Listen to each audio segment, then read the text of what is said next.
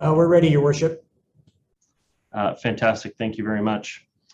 This is our community's house. We are all guests in it here to serve our community. My name is Mike Little, Mayor for the District of North Vancouver, and so the pleasure falls to me to welcome everybody here to our regular meeting of council for July 18th at 7 o'clock. This meeting is being held entirely virtually with all members of council staff and the public participating in the meeting through virtual means through Zoom. The reason that we're doing that this month is our council chamber is undergoing a rewiring of sorts to try to improve its options for having hybrid meetings in future, both in the council chamber and in our committee room. And so it is not actually available for us for tonight's public meeting. And so everybody will be participating virtually here tonight. Council, we have an agenda that's been presented. Are there any errors or omissions from the agenda as presented? Hearing none, will somebody please move adoption of the agenda? So moved. Councillor Back, seconded by Councillor Murray.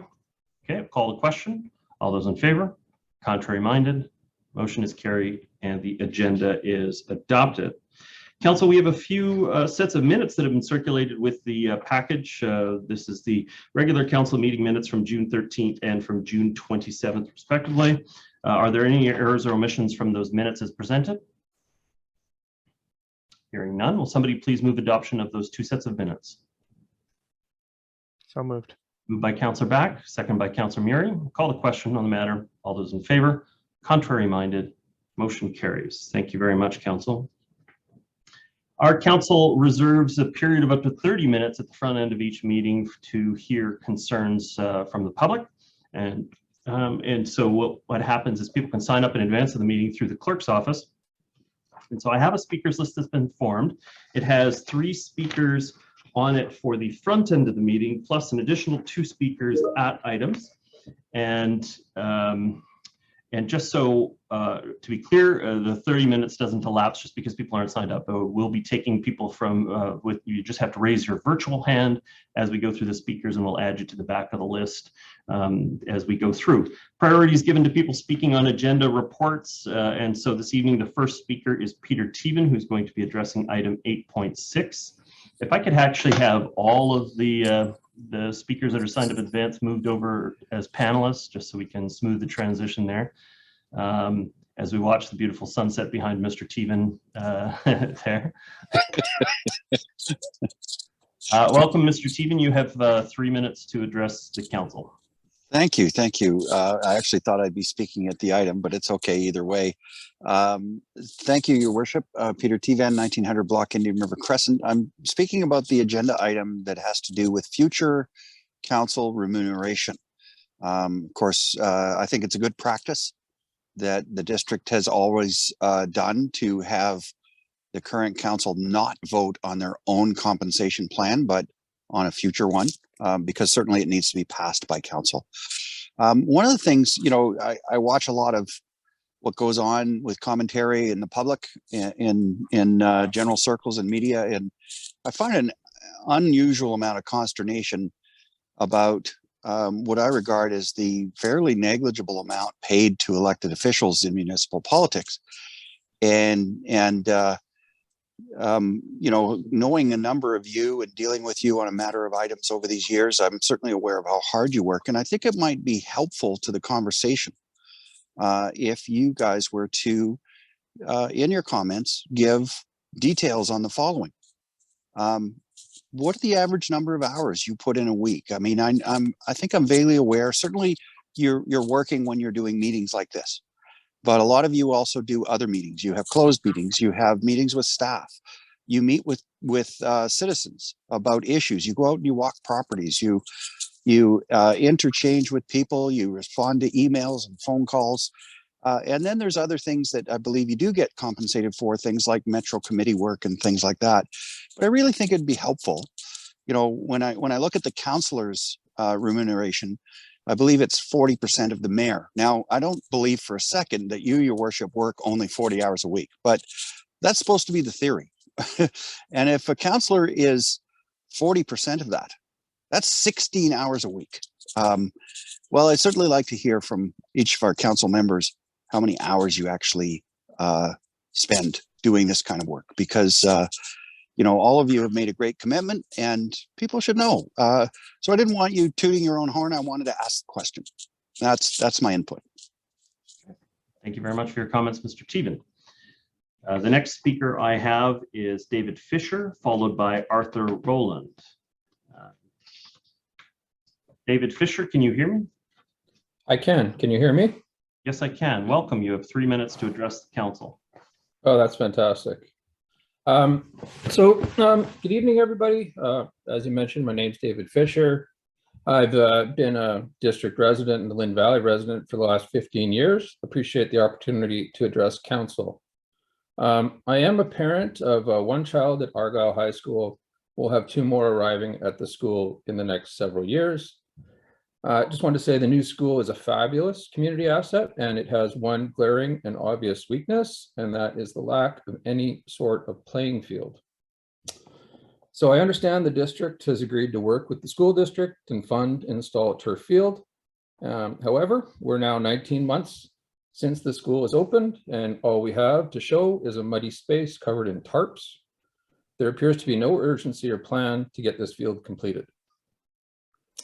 Having an outdoor space for students to exercise and attend PE class, school teams to practice and play games is an important part of student fitness and well-being, an essential part of school life. And outdoor physical activity has become more important to help counteract the physical and mental impacts of COVID. Currently, students and teams are required to walk to other community fields for PE class, and the time walking is a significant amount of time, and it's a terrible use of instruction resources. So if I could, I'd like to ask council for an update on the status and timeline of installing this new turf field. Specifically, what's the status of the operating agreements between the district and the school district? Why have they taken so long to complete? The school's been under construction for 3 years and it's 19 months post-build. Surely these agreements could have been completed during construction. Can we get a firm commitment when these will be done? Has the turf field and other long lead items been ordered yet?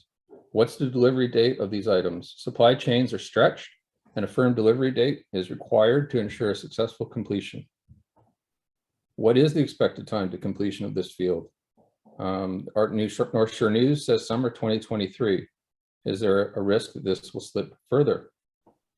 Who is accountable at the District of North Vancouver to get this field installed in a timely fashion? In the spirit of communication and transparency, I'd ask that this person provide some form of regular public updates on the progress. So, I think that kind of covers it. Yeah, I think that covers it. Anyways, you get the sense of where I'm coming from. Absolutely. Thank you very much for your comments, Mr. Fisher. Now, normally I would have staff report back at the next regular meeting of council, but that doesn't occur until September after our summer break. And so I'm hoping that staff perhaps can provide a comment either through social media or some other way to get information out on the status of that project, so that because I think that is a matter of public interest. Mr. Stewart? Yeah, your worship, our challenge right now is that staff at the school district has chosen to amend the agreement that we have on all other artificial turf fields in the district, which places the management and control of the field completely with the school district, even though we're paying for it. And so we're at a bit of an impasse. I'm just going to be blunt about it. We're going to try to set up a meeting with the superintendent to try to get this resolved. We've had one meeting in the last 3 weeks about it, but there's no way that district taxpayers can pay for the construction of this field and not be assured that they have access to it. And that's where we're at. I'm sorry, that's very disappointing. It's surprising to us because we've done this on many occasions, and we have other schools that we're intending to do it. But the staff have taken a particular position right now, and it's somewhat challenging to work through that. So I hope to get that resolved in the next couple of weeks. Perhaps we can work with communications to get updated information out to the public on that. Yeah, the challenge was we were trying to do something joint with the school district, and they don't appear to be willing to do that either. So, but we'll do something if we have to. Thank you very much, Mr. Stewart. Thank you, David Fisher, for your comments. Next speaker I have is Arthur Rowland. Arthur Rowland, can you hear me? Yes, Mayor Little, I can. Welcome. You have 3 minutes to address the council. Thank you very much. Good evening, Mayor Little and distinguished councillors. My name is Arthur Rowland. I live at 3970 Phyllis Road in the district of North Vancouver. 2 weeks ago today, there was a vote to issue a development variance permit for the property of 3988 Phyllis Road. This was in connection with a 14-foot retaining wall that had been illegally erected without plans, geotech surveys, or District of North Vancouver permits. The submission put forward by the owners of 3988 Phyllis Road was misleading, deceitful, and falsified. One of the pictures was actually doctored. There was no mention of the tree in my garden that had been felled illegally and was actually photoshopped out of the picture. Councillor Forbes and Councillor Hanson have seen pictures of my tree before and after, which I am more than happy to share with all of you. If the tree had not been cut down in the first place, the owners of 3988 Phyllis Road would have not been able to build a retaining wall in its present or reasonable compromise proposal. In fact, as stated by Councillor Forbes and Councillor Murray, there was no reason to build the structure at this height in the first place, as only a small amount of sediment was entering our property, and what was agreed with the neighbours to build a small retaining wall in that part of the garden to stop gravel entering our property. There was also no mention of the work to stabilise the side of the house that had already been completed in September 2020 with liquid concrete pumped into the foundations. This wall was only built to level the back garden for the use of the potential secondary suite renters. From my understanding, bylaws were in place for a reason and they're supposed to be followed. The idea that anyone can do anything without anything they want without and declare ignorance as a way of getting around permits is very worrying. Your worship, I have to interject. The gentleman, and I appreciate his genuine concern about this, but he should be very careful about some of the comments that he's making. These are public statements that he's making, and he could find himself in a precarious legal position. So I would just encourage him to state the facts to council.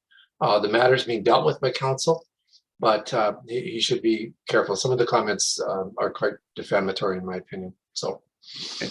No, I appreciate you noting that, Mr. Stewart. And so just as a caution, Mr. Rowland, that this is a public meeting and all comments here are put on a public record. And so it's just best not to use the time to talk about deceitful and misleading representations. I think that you've adequately addressed the issue of the impact of the retaining wall on your property, and that's really the main point, is both the safety impact features and also the impact on you as a homeowner. But I think you can make those points without commenting on the motives of the neighbor necessarily. I fully understand. I appreciate that, but added to the fact that none of the council members at the meeting were 2 weeks ago were informed about anything else, i.e. the non-permitted already built secondary suite, the destruction of DVN property, District of North property in the front garden, and non-compliance of a stop work order. I have got to answer the council the following questions. Given the knowledge of what happened at Chapman Way, when a backfill retaining wall in Blue Ridge came down, crashing down and killing someone, how is it possible that a retaining wall that is a genuine risk not only to my family, neighbours and walkers at Lynn Canyon Park be allowed to remain standing for the last 18 months? With what immediate remedial action is being taken? 2, how is it possible to cut down trees and shrubbery in district land without permits or permission, including one from my own garden that was that actually made up the structural integrity of the properties and the escarpment, and not having any consequences for these actions? And why is it okay and acceptable for proven falsified pictures to be submitted by the owner of 3988 Phyllis Road to the district as a legally binding application for various permits.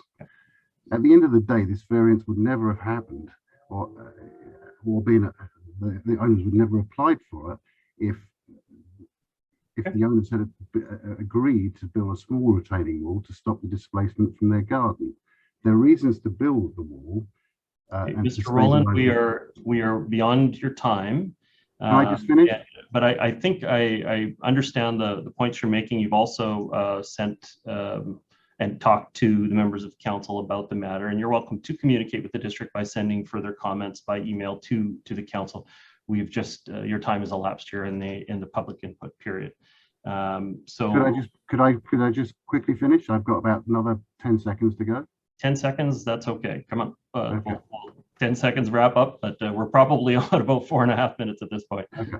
I would happily again ask the councillors and Mayor Little to visit our property and see firsthand the structure as it is and the proposed reasonable compromise will look like from our perspective. In conclusion, I have come across, if I've come across as pushy and rude, I sincerely apologize.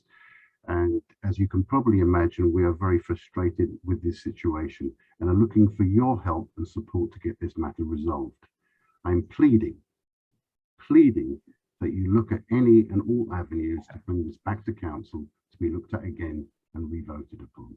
Thank you very much, Mr. Rowland. I think you have covered the impact on your property very sufficiently, and I think people are much more well aware of what's going on in the property. I will say, though, that the matter has been determined to not be eligible for reconsideration because action was taken immediately on it. The permit was issued, and so the neighbor does have the legal ability to act on the permit as is.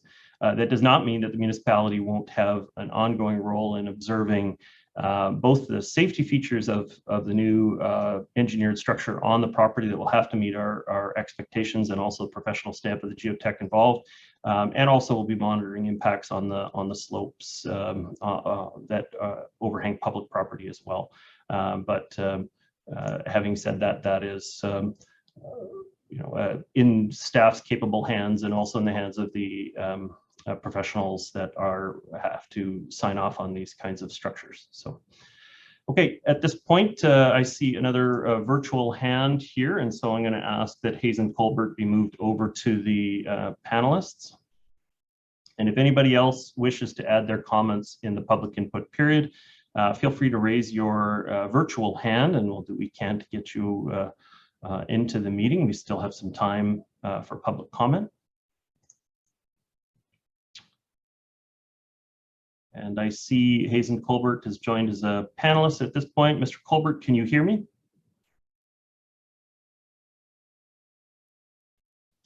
You are flagged as muted. Mr. Colbert, can you hear me? I can hear you, Mayor Little, and I'm actually flagged as not muted. You are now. Fantastic. Welcome. You have 3 minutes to address the council. You know, I was listening and I was not going to address council. And then I heard Mr. Stewart speak out about, as you know, Mr. Stewart is a very qualified person who holds several degrees in law, engineering, business. Most of them are PhDs. Probably he thinks he's the smartest man in the world. I would suggest that his comment that the past speaker who expressed deep concerns might be making defamatory remarks should be recognized as, we'll say, poor judgment. Remarks that are made at a municipal council meeting, unless they come with malice, are protected by an occasion of qualified privilege. I didn't hear anything from the previous speaker that would be malice.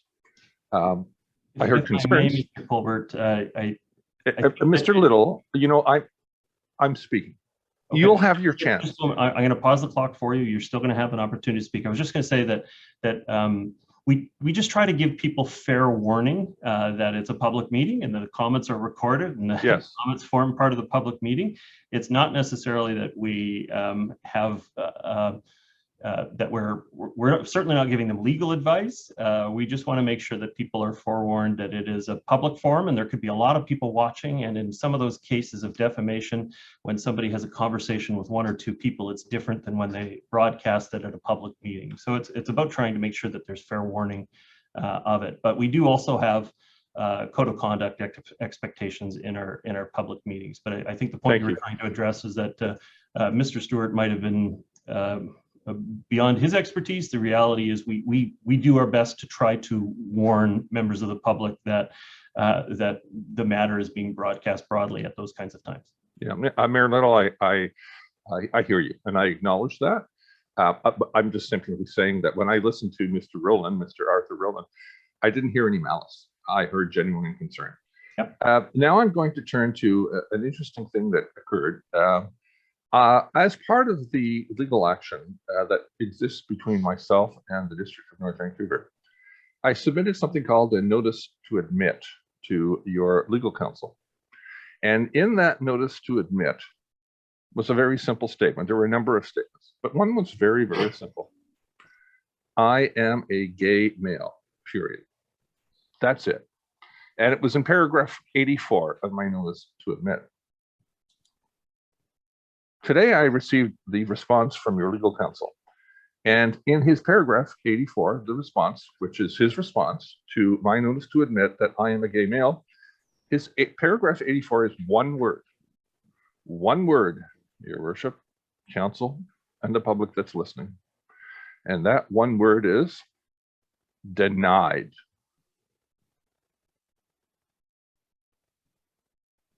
Your Worship, we're not. Mr. Stewart, please, I'm speaking. No, You'll have no. your chance. I'm sorry, Your Worship.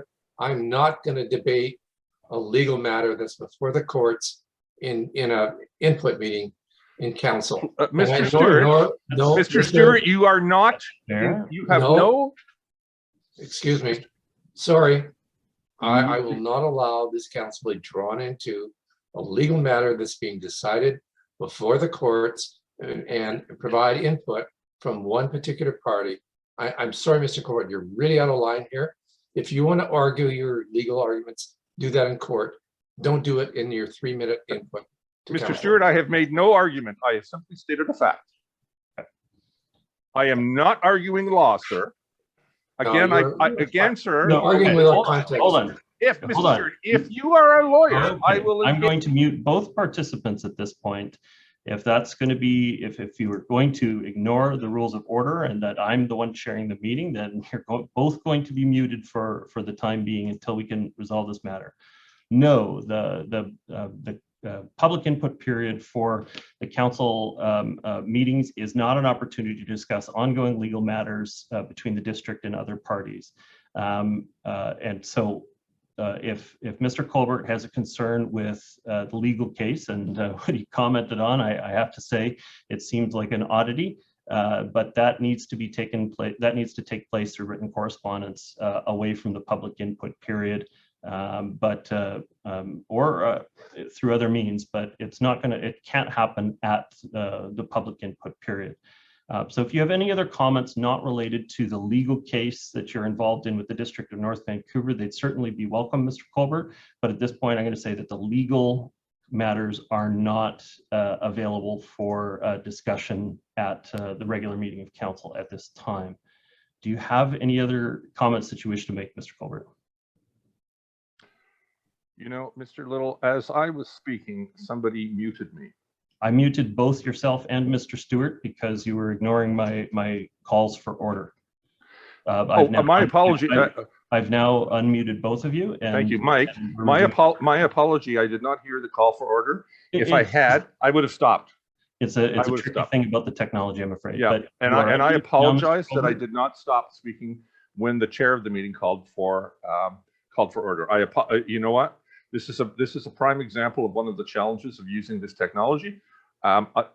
You know me for a long time. When someone calls for order, I just stop. Okay, I'm not going to go on. I'm not going to go on. All I'm going to ask Mayor Little is that when I give public input, I am perfectly okay hearing from you, and I would as the chair, I am perfectly okay hearing from you. And I will comply 100% of the time when I hear from you. I don't want to hear from Mr. Stewart, period. And I thank you for your understanding as the chair of the meeting. Mr. Stewart, a week ago, called my input silliness. I comply with you, Mike, but I don't comply with Mr. Stewart. I don't report to him. He's not my father. Okay. I think you hear me, Mike. I'm going to sign off. Okay. Thank you for your comments, Mr. Colbert. Thank you. It's just, we just don't have the adequate tools to properly address legal matters in a public forum like this. And so we have to put some limits on that. I have Dr. Corey Cost has raised his virtual hand and intent to speak. Dr. Cost, can you hear me? Yes, I can hear you, Your Worship.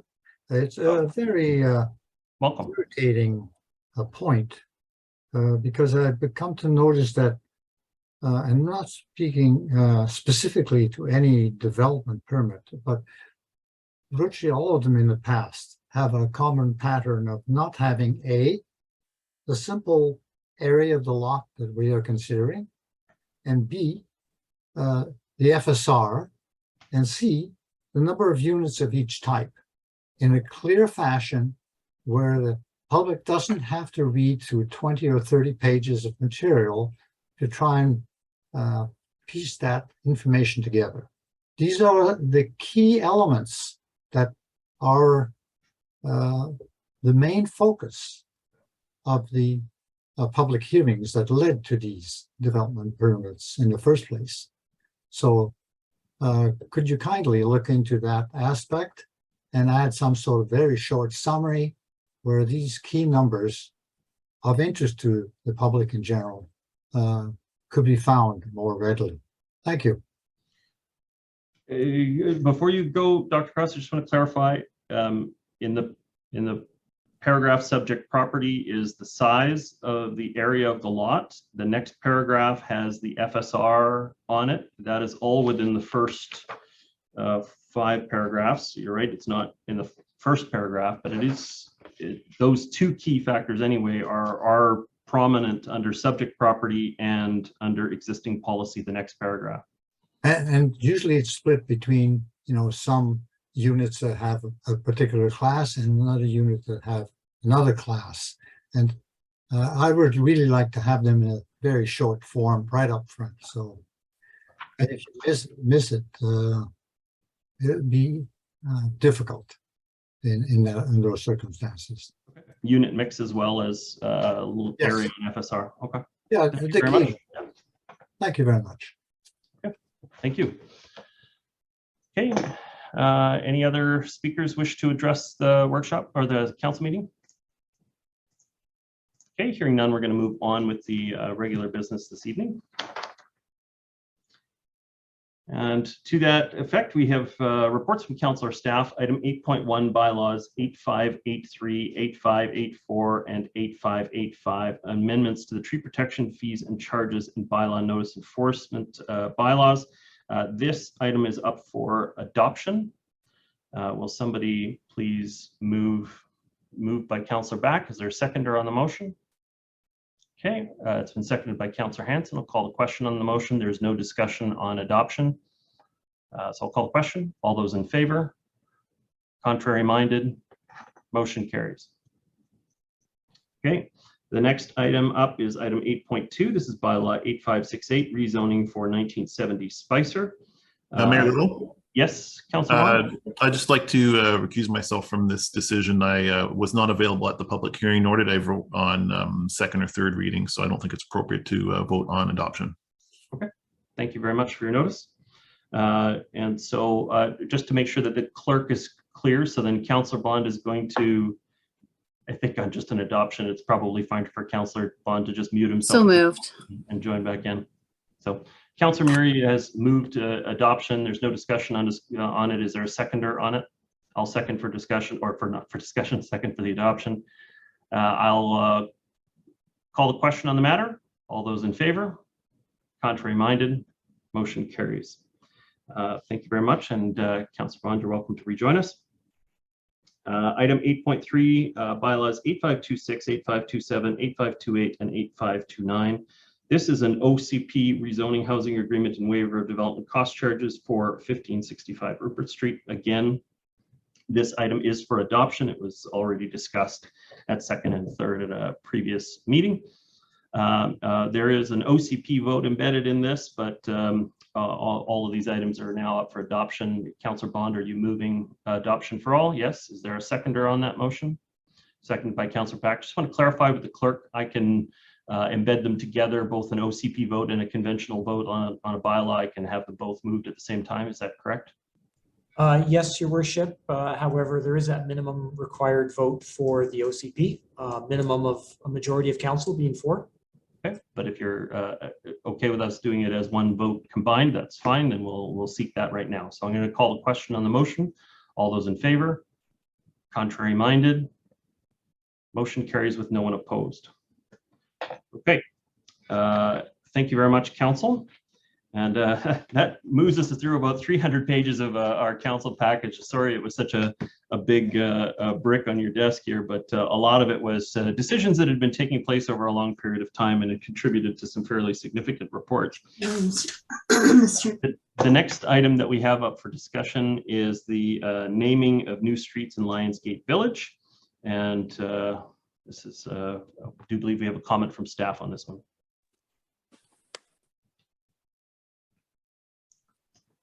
Mr. Your Joyce. Worship, Your Worship, I believe Ingrid is available for council tonight to introduce the topic.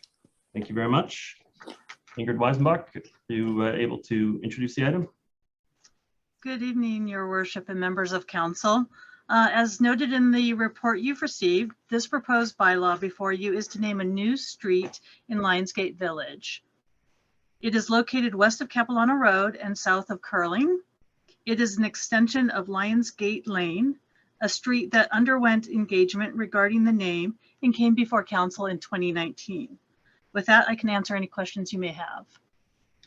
Thank you very much. I'll be moving the staff recommendation. Is there a seconder on the matter? Seconded by Councillor Bond. So just my quick comments on it. This is being done as an extension to the other road. I think that this Lionsgate Lane and the Lionsgate Community Rec Center are very important core pieces of that neighborhood.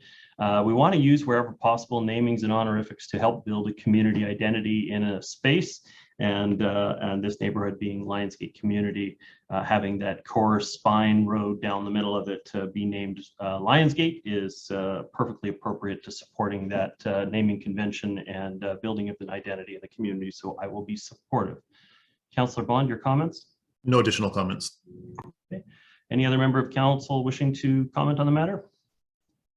Hearing none, I'm going to call the question. All those in favor? Contrary minded? Motion carries. Thank you very much, council.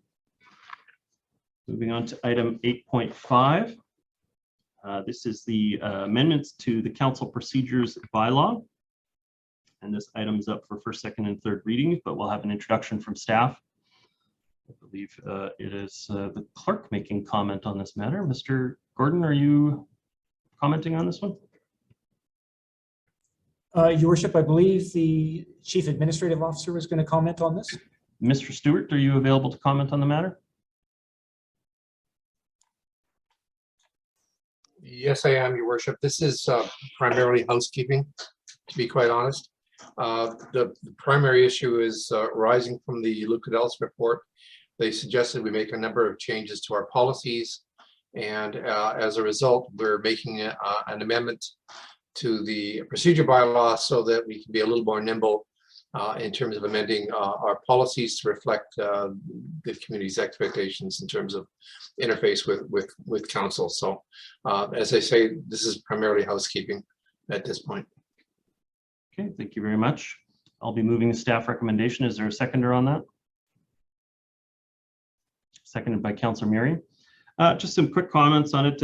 You know, over the years, we've gone back and forth on this one a little bit with a few different iterations. When I first came on council, there was a notice of motion system in place.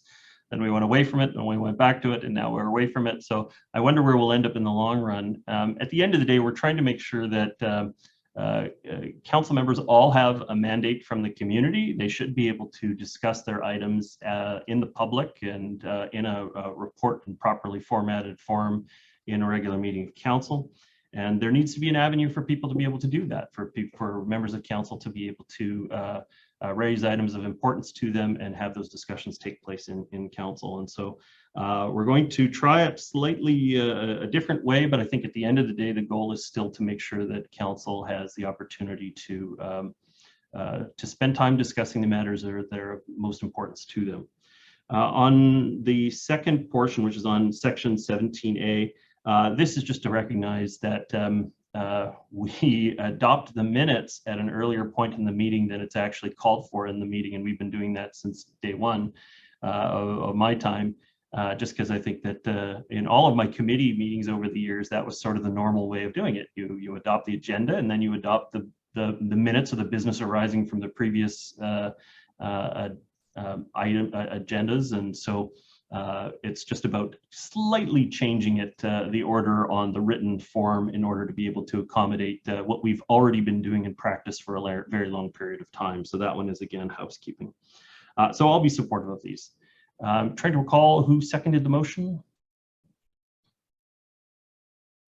Councillor Murray, your comment. Councillor Murray. No, I have nothing. Mayor Little, I concur with your comments. Okay, thank you very much. Any other member of council wishing to add their comments?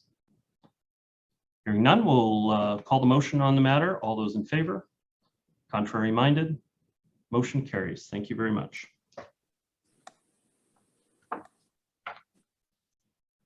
On to item 8.6. And I just want to, I don't have any speakers signed up to this. Nope, the next one I have a speaker signed up to is 8.7. Okay, so item 8.6, this is 2023 council remuneration. And I believe we have Mr. Stewart and Ms. Walker on the line here. Mr. Stewart, your comments?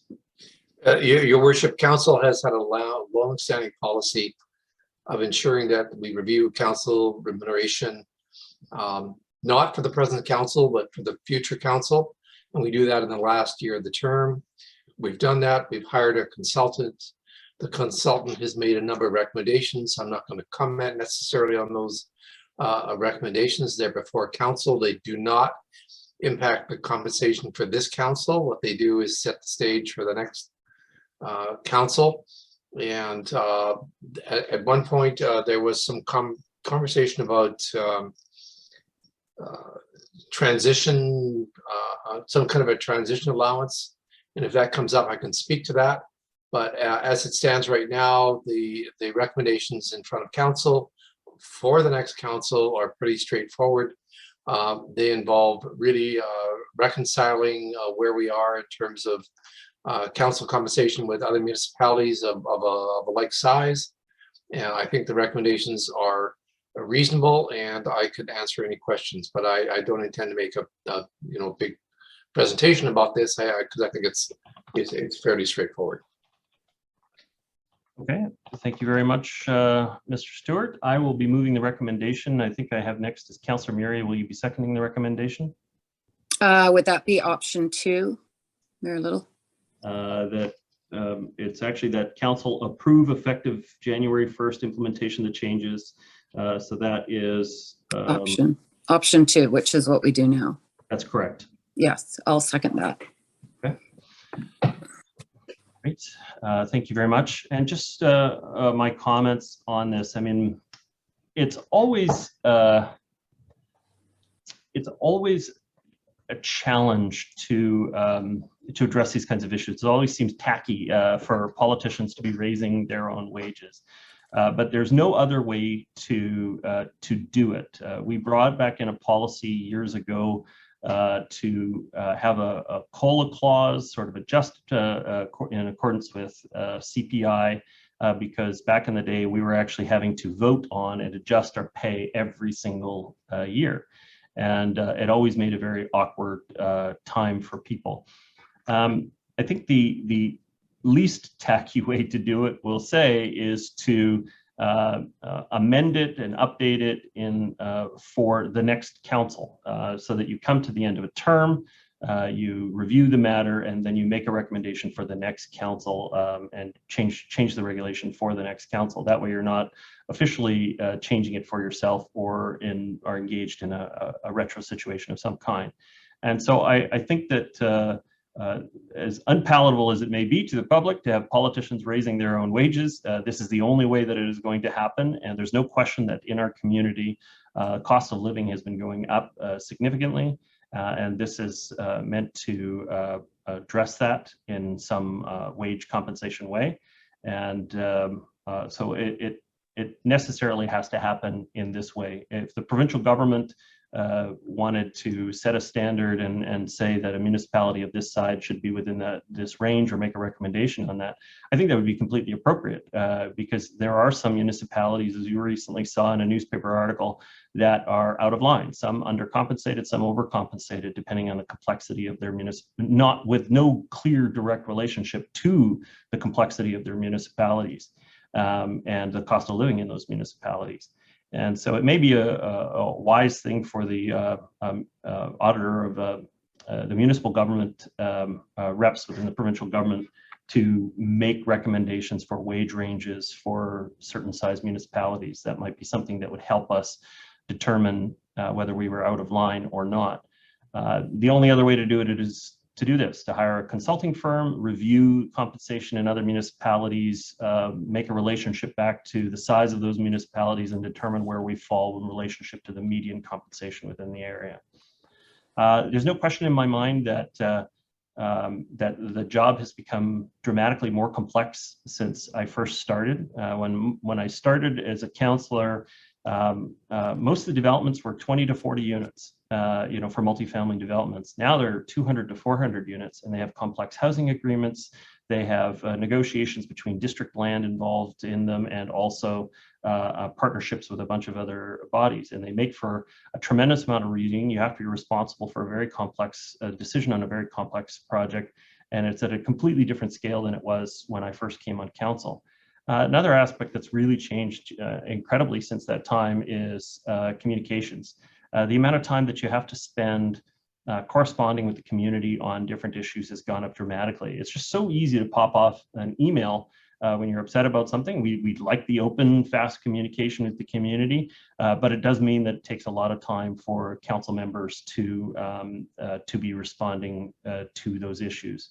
And so it's really a combination of those two aspects that I think have been driving up the burden and expectation on council members and politicians locally for the amount of time that they have to spend addressing issues. And so I think that rationalizing our compensation in accordance with the size of our municipality, which tends to drive the complexity of the communications, but also tends to drive the complexity of our multifamily developments and urban development, I think it's an appropriate recommendation. And so I will be supportive of the recommendation that was derived from the SANUS report.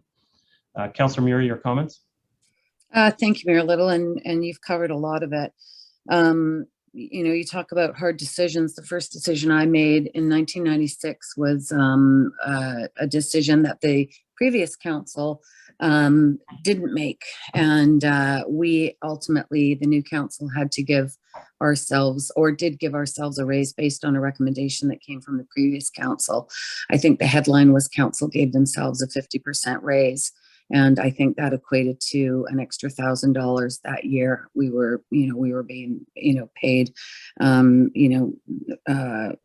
lot less than we are now. But as you said, the job was very different then. The complexities of the work that we do now, and, the stakes are very high. There's, significant change in our municipalities, and we're working with senior levels of government more Metro Vancouver decisions. And where once, you could have a second job if you wanted to, sit on committees, it would be very difficult to have a second job that wasn't flexible, a job that you would be able to, work at on your own time, or when you were able to, because the days certainly have filled up. I myself am available 7 days a week.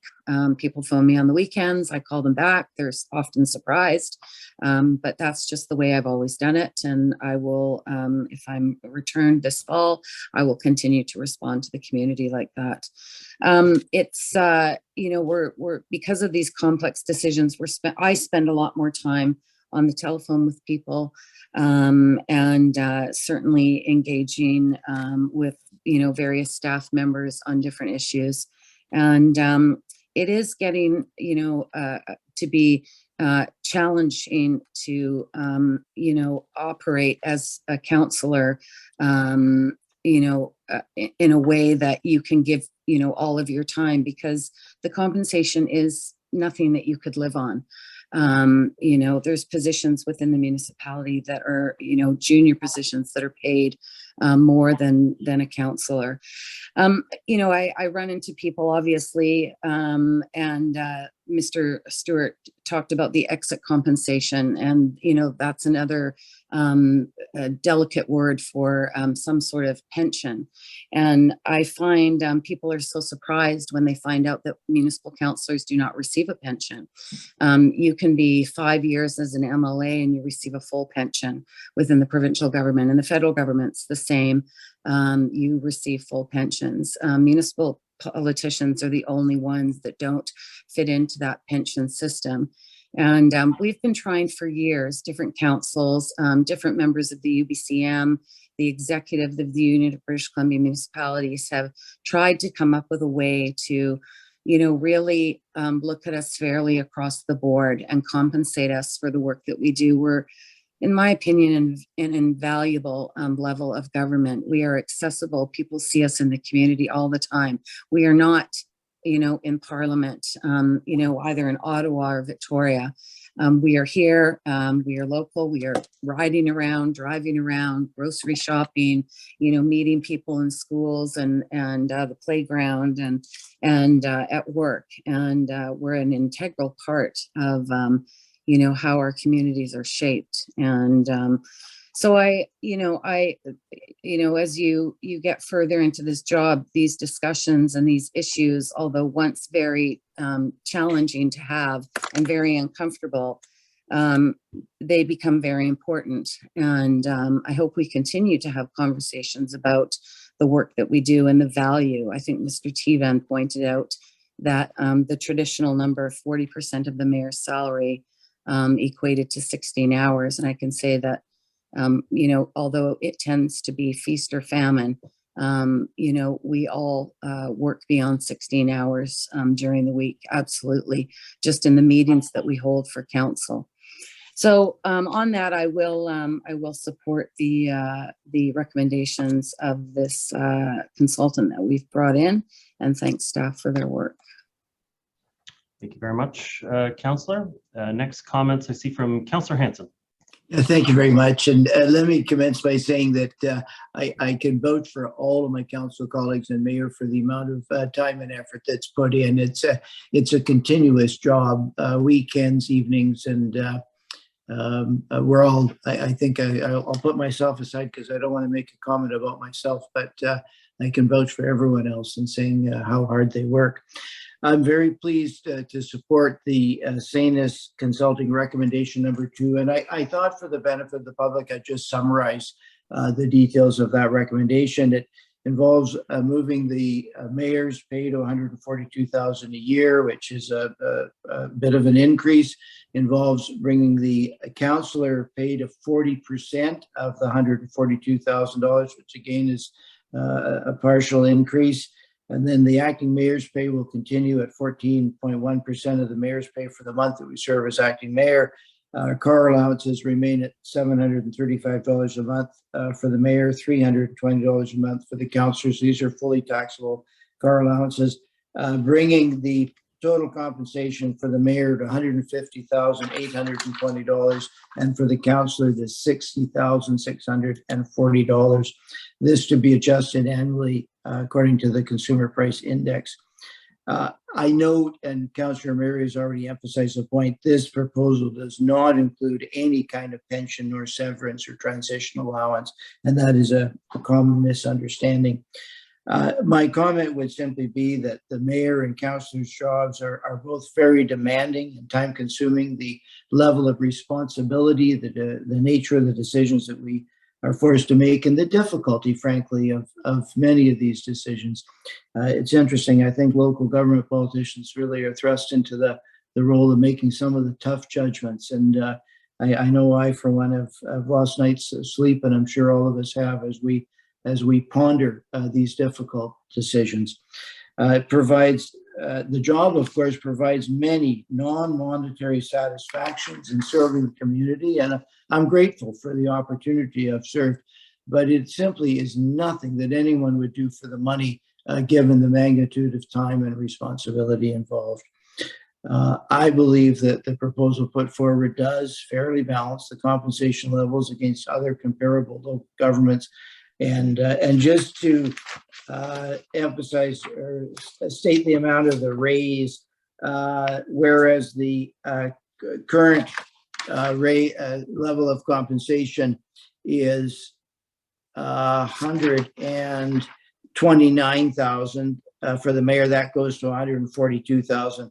And the councillors, it goes from the 55,700 to the 60,640 I mentioned. So I'm pleased to support the recommendation, and I thank all of my council colleagues for the amount of work that they've dedicated to this challenging, demanding, but satisfying job. Thank you. Councillor Hanson, Councillor Forbes.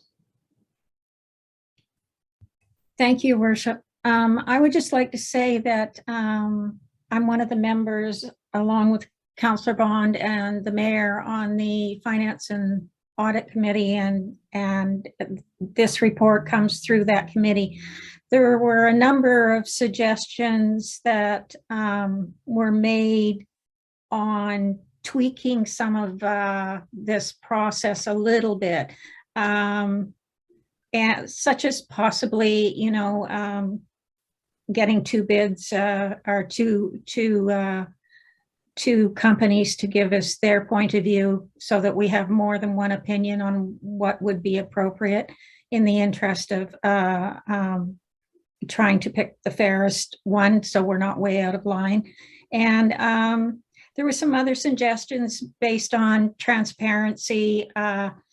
Some members of council who sit on Metro, as I think Mr. Teven mentioned earlier, sit on Metro and TransLink. They do make extra compensation for the time that they have to spend in traveling to and going to those meetings and the important decisions that they have to make. So one of the suggestions, and I'm all for it, I support it, is that when we bring this forward, or the next council brings it forward for the following council, that they also include in the financials and or in this report some total remuneration that councillors have made as being your rep on both your local council, and if they've been on Metro or TransLink as well. Not every councillor gets on TransLink or Metro, but just in the interest of transparency, that all be in one place for the public to see, so the public doesn't have to go hunting for that. And we just think that's us trying to be accountable and transparent. So that's a recommendation that was made at the council meeting. The other thing is, I would just like to say the district is one of the municipalities that has, for many years, gone out and gotten a consultant report. And I think that we always should sort of take kudos for that being done that way, because there's some municipalities that the decision might be made in a closed meeting, might be made by the councillors who will benefit in a closed meeting as well. So I think the way that we do it at the district, we're trying to be open, accountable, and fair. And so I just think that the policy that the district follows of an outside report coming to us is along those lines. And I think that's excellent that we do that. I wish more municipalities would do it that way as well. Having said that, I would just like to say that I support the report. Thank you. Thank you very much. Mr. Stewart, you had a comment? Your worship, we've taken note of Councillor Forbes' comments.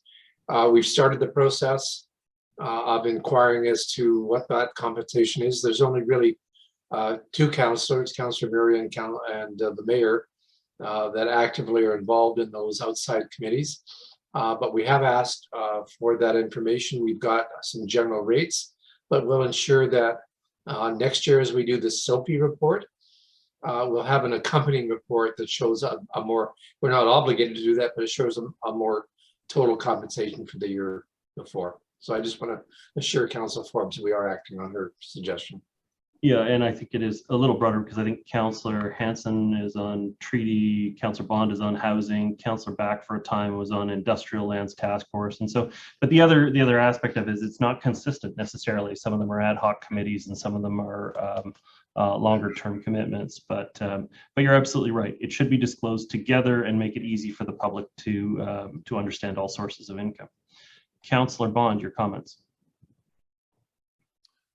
Thank you, Mayor Little, and I'd like to concur with the comments of all my colleagues so far. I think Councillor Hanson put it on the head. It's not a role that anyone of sound mind would do just for the money. Obviously, it's I always likened it to the job description is very. There is no job description for the role that anyone jumps into being an elected official. The job requirements are be 18 years of age and be a Canadian citizen.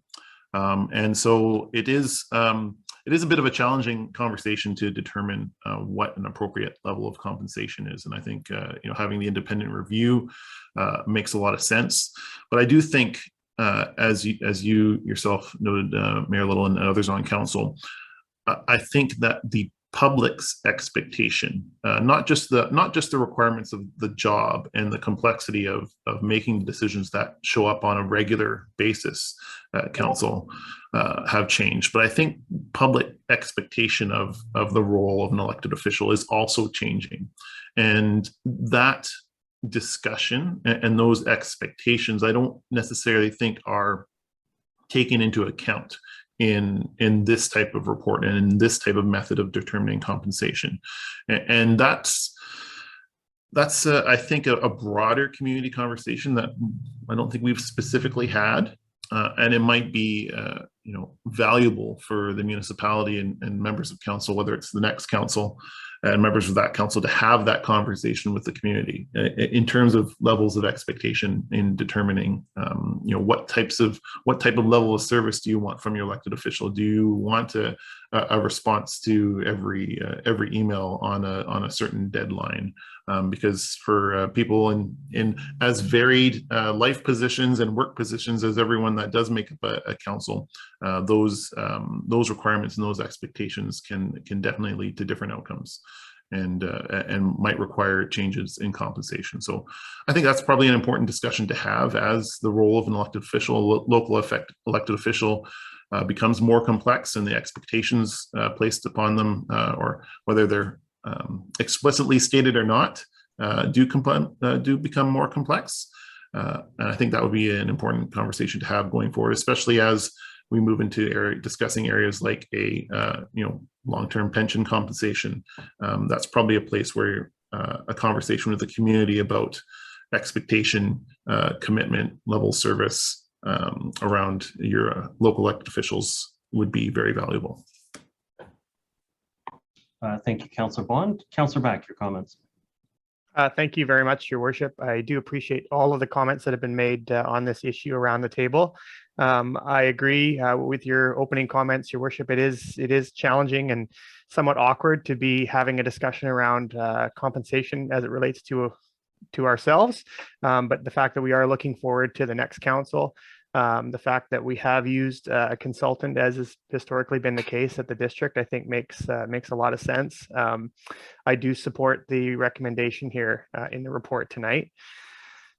This is a challenging role, as so many around the table have highlighted, that goes far beyond your Monday night meetings and plus, sometimes Tuesday night public hearings. There's all sorts of other meetings and endless meetings in the community, speaking to residents and going to events. And I know myself getting into this role, it was certainly never about the money, because I have to have another job to be able to continue living in this community. And so finding that balance, I feel like I'm still trying to find that, but doing my level best to make sure that I'm, serving to the best of my ability in the role while balancing it with a day job. And you do have to have a fairly understanding employer to be able to do that, as I've experienced firsthand. And so it's as I say, it's not about the money, but I think it is important that there is compensation that is appropriate to the best of our degree, at least at this point. But I'm certainly hearing some of the comments that Councillor Bond made as well in terms of how the role is evolved and what's expected of us as councillors and mayor. So I think there's important conversations to be had there as this role evolves, into the future. But I am supportive of the recommendation here in this report. Thank you, Councillor. I did just want to make one other comment about it, and that is that you're setting the compensation for the position, not necessarily for yourself. And we can't be a community that can only be run by the rich, right? Like you can't have it be that the compensation is so low that a person has to be independently wealthy in order to be able to run for elected positions in the community. The compensation has to be accessible to people in all walks of life in the community to be able to do it, which means that you have to have compensation that is to some degree has a relationship to cost of living in your community. We have a very expensive community.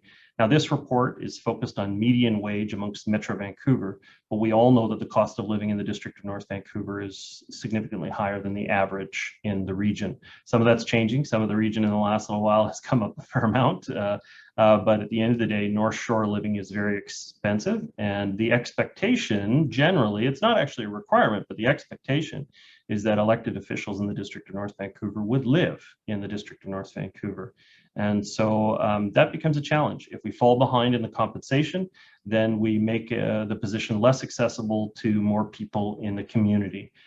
So as uncomfortable as it is at times, it's important for us to make sure that the compensation is competitive and but also accessible for people who have a high cost of living in their community, so that they don't have to be independently wealthy to run for these kinds of positions.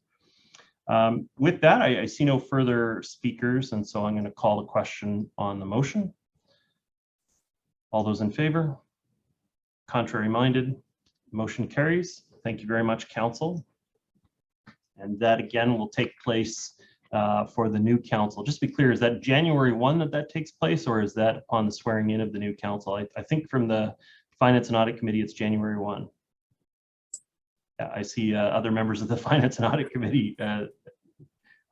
Ms. Walker, that takes place January 1, is that correct? Yes, that's correct. Thank you very much. Okay, next item up, Council, is item 8.7, and all three of the next items being development permits. We're going to have presentations from staff. From Yan Zhang is going to be commenting on all three of those items as they come forward. Your worship, there is public input. I do have a speaker signed up to item 8.7. This is Chelsea Mueller, and sorry, I should read into the record what we're discussing, which is development permit 5.21 West 16th Street at Lloyd Avenue. And we have a member of the public wishing to speak. This is Chelsea Mueller. Chelsea Mueller, can you hear me? Hi, yes, I can. Welcome. You have 3 minutes to address the council. Awesome. Thank you so much. Thank you, Mayor. Thank you, Council. I am here to speak in favor of this item. My name is Chelsea Mueller. I'm with an architect with Station 1 Architects. We are the applicant and the designer of this project. This project will support so many women and children in the community, and we're so very proud to present this to you guys. Very much looking forward to it, and I'm here to help answer any questions that you might have. Thank you very much. Now I'm going to go to staff. Yan Zhang, do you have any comments to introduce the item? Good evening, Mayor and Council. Can you hear me? Yes, I can. Welcome. Yeah, I would like to provide a really brief overview of the application, if I may, Your Worship. Please. So I would just like to pull up the perspective on the screen to share that screen.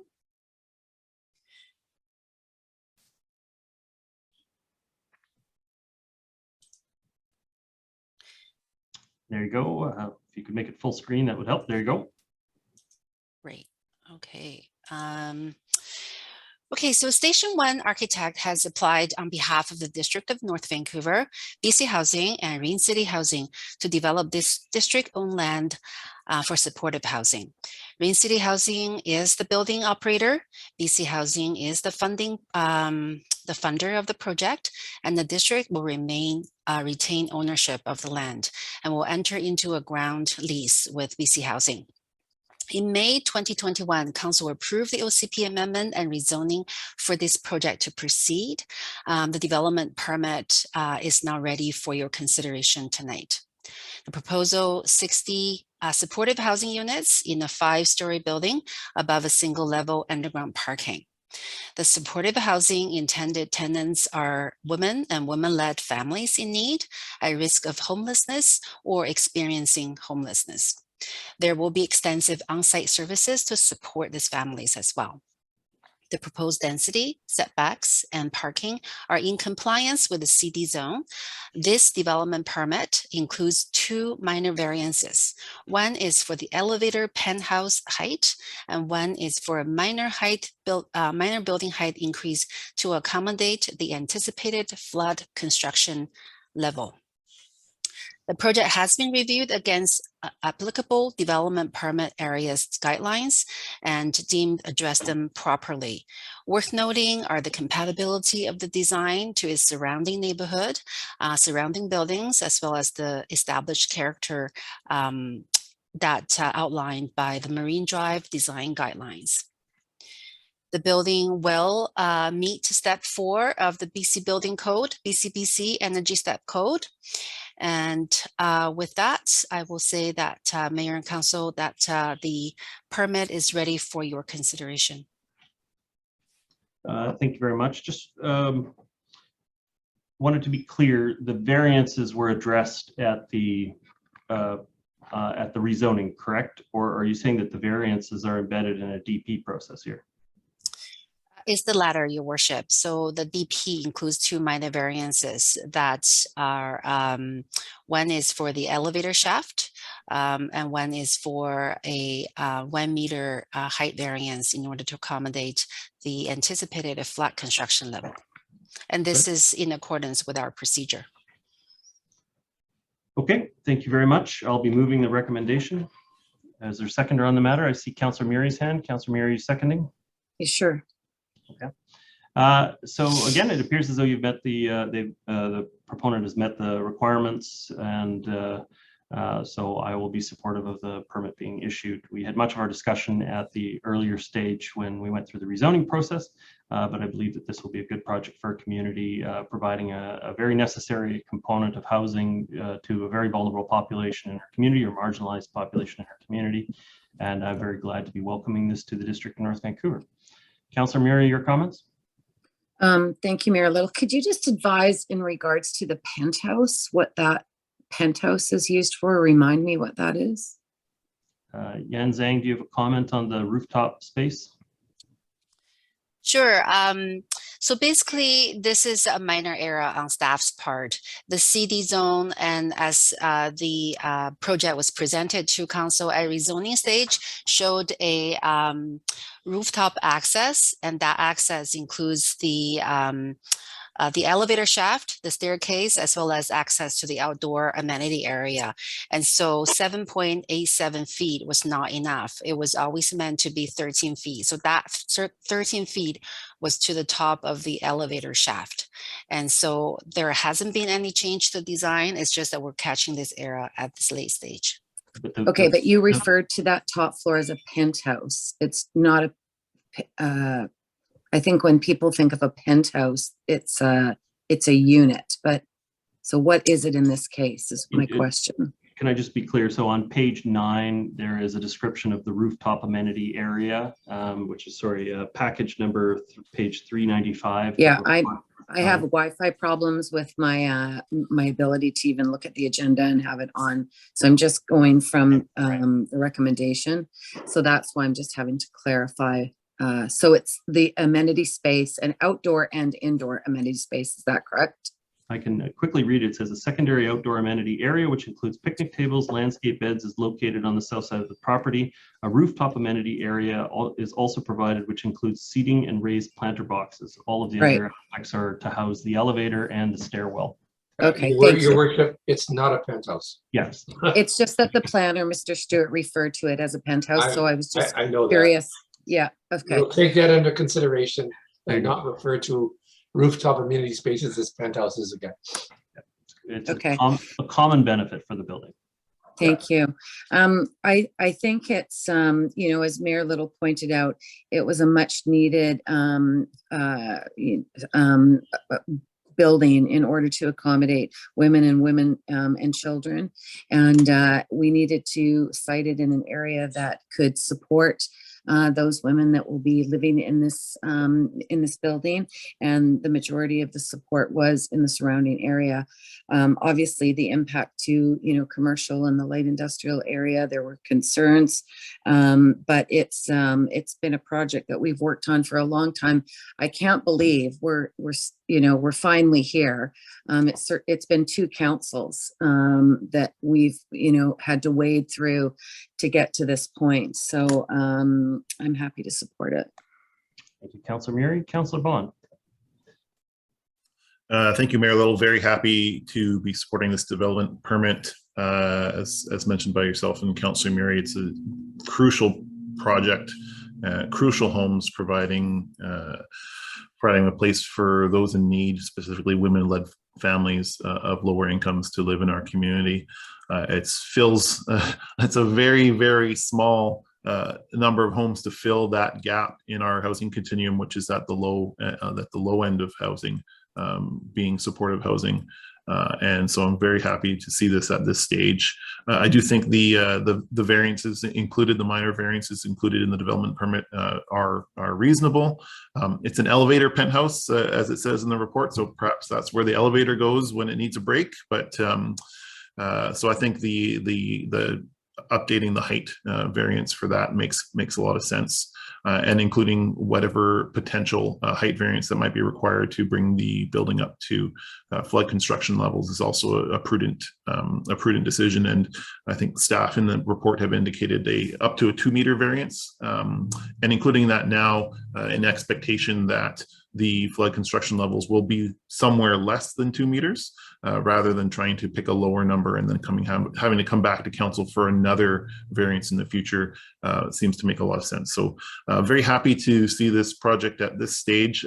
Perhaps a question for staff or the applicant: what's the kind of the next stage is obviously a building permit. When are we expecting to see building permits issued and construction start on this important project? Range of timelines is fine, obviously. I'm going to go to staff first, if staff can answer it first. So Yan Zhang, do you have a comment on timing? Well, I wish I have, but I actually am not experienced enough to know how long a building permit would take. But I would say as soon as possible, and I think maybe the applicant would have some sense. Now I'll go to the applicant, Chelsea from Station 1. If you have any comment on the timing, that would be an assistance. Yeah, absolutely. We haven't submitted the building permit quite yet. We wanted to make sure that the development was, A-okay. But we anticipate on a September or October submission to the district staff. Okay, thank you very much. Councillor Bond? No, those are some of my comments. I see Mr. Milburn has his hand up as well. Mr. Milburn, additional comments? Your Worship, simply to note that with Council's direction, staff prioritize supportive and social housing projects in terms of processing timelines. So this is a priority item for us as it moves forward, and we certainly work closely with BC Housing and others to make sure this happens in a timely fashion. Thank you.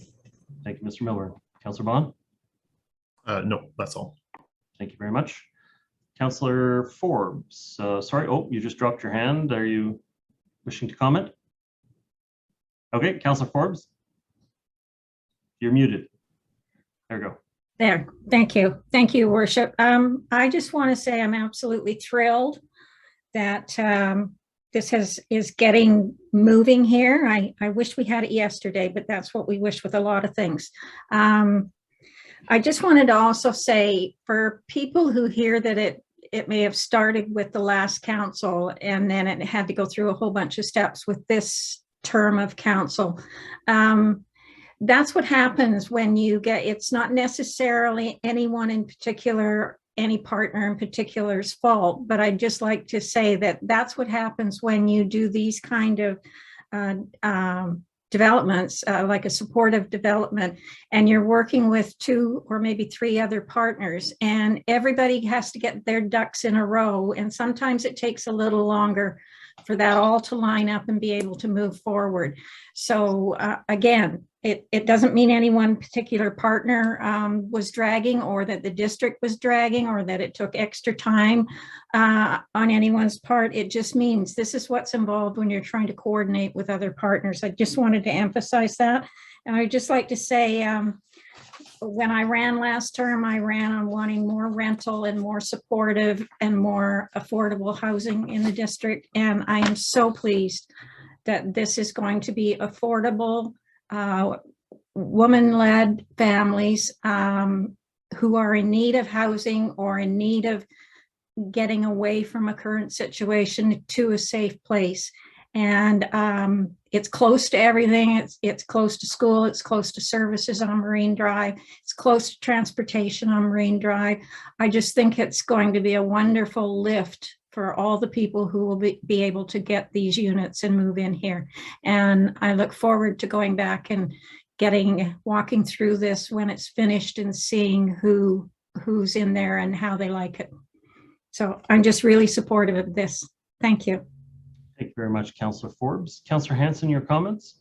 Yeah, thank you very much. And I won't repeat much of all of what's been said and that I totally agree with. I just wish to lend my voice to those urging staff and the applicant to act as quickly as possible so that the building permit can be issued as soon as possible on this important project. Thank you. Thank you very much, Councillor Hanson. Councillor Back, your comments? Thank you, Your Worship. I know we've had many opportunities to speak on this particular application. So I just want to share in everyone's excitement because I feel the exact same way. I think this is going to be life-changing for the people that get to one day call this home. And I think it's for all the reasons that my colleagues have mentioned, is a project that we can be very, very proud of. But it does take time. And so I would echo what others have said, including Councillor Hanson there, that the sooner we can get things moving, the better, and in keeping this going. But this is definitely going to be something that we can be proud of, and the community can be proud of when it's done. Thank you very much, Councillor Back. Thank you, Council. I see no further speakers, so I'm prepared to call the question. All those in favor? Contrary minded? Motion carries. Thank you very much, and look forward to this project coming to full fruition and supporting people in our community going forward.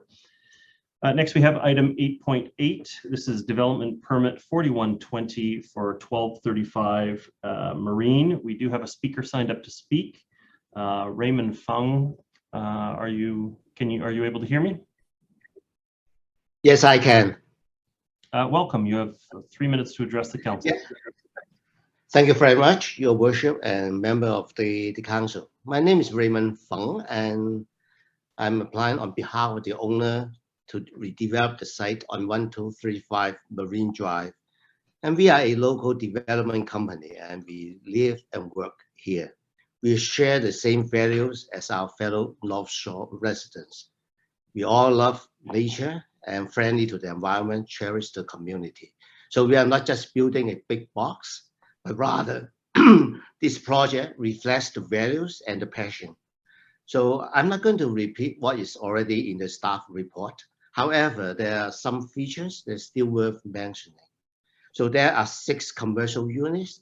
They are small in size, So the purpose is to attract a variety of businesses to make Marine Drive more vibrant and lively, and instead of a large anchor tenant.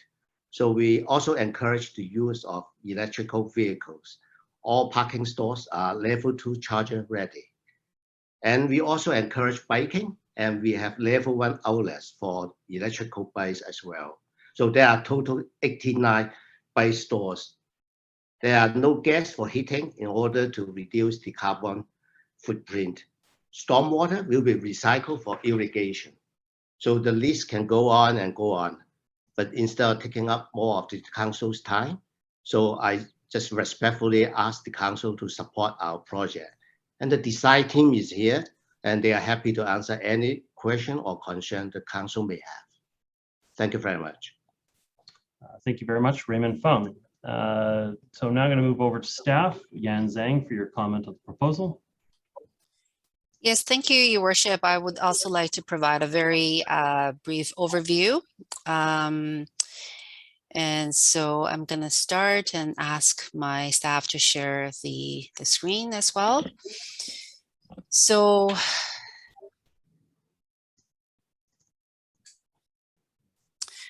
development, I'm just going to go forward. The development permit application is for a 4-story building along Marine Drive. At grade is 6 commercial retail units, CRUs. And the second floor and above, 39 strata residential units. The proposal complies with the Marine Drive commercial zone, C9 zone, in terms of heights, in terms of setbacks and density.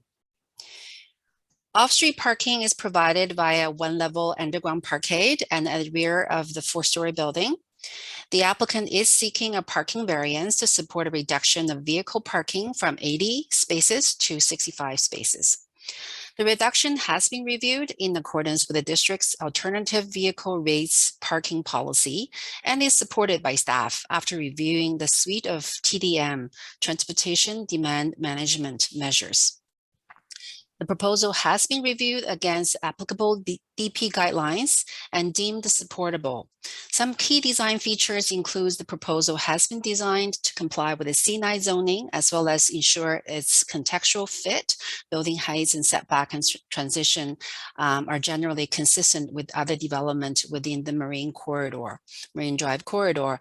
The commercial unit frontage has been recessed from the property line to maximize the quality of the public realm through white sidewalks, tree planting, as well as street furniture, bicycle parking as well. And the CRU design has been emphasizing on flexibility and accommodating a wide variety of retail and service uses. A breezeway has been included within the building to break up the bulk of the building and to provide the access from the rear parking to the front of the building. The applicant is proposing step 3 and step 4 of the BC Energy Step Code for the commercial and residential components of development, respectively.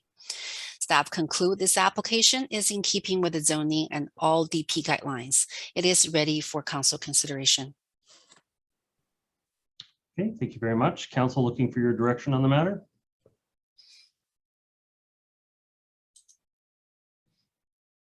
Okay, I'm happy to move the staff recommendation. Is there a seconder on the matter? Okay, Councillor Bond. Yeah, thank you very much. Glad to see that the building is generally being developed within our guidelines. The question I would have is on the impact to the property to the west.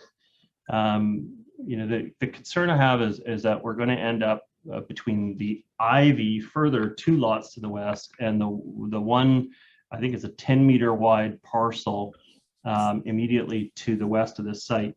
It's going to be very difficult to develop that lot with the 2 projects on either side already being completed and being left with such a small lot left.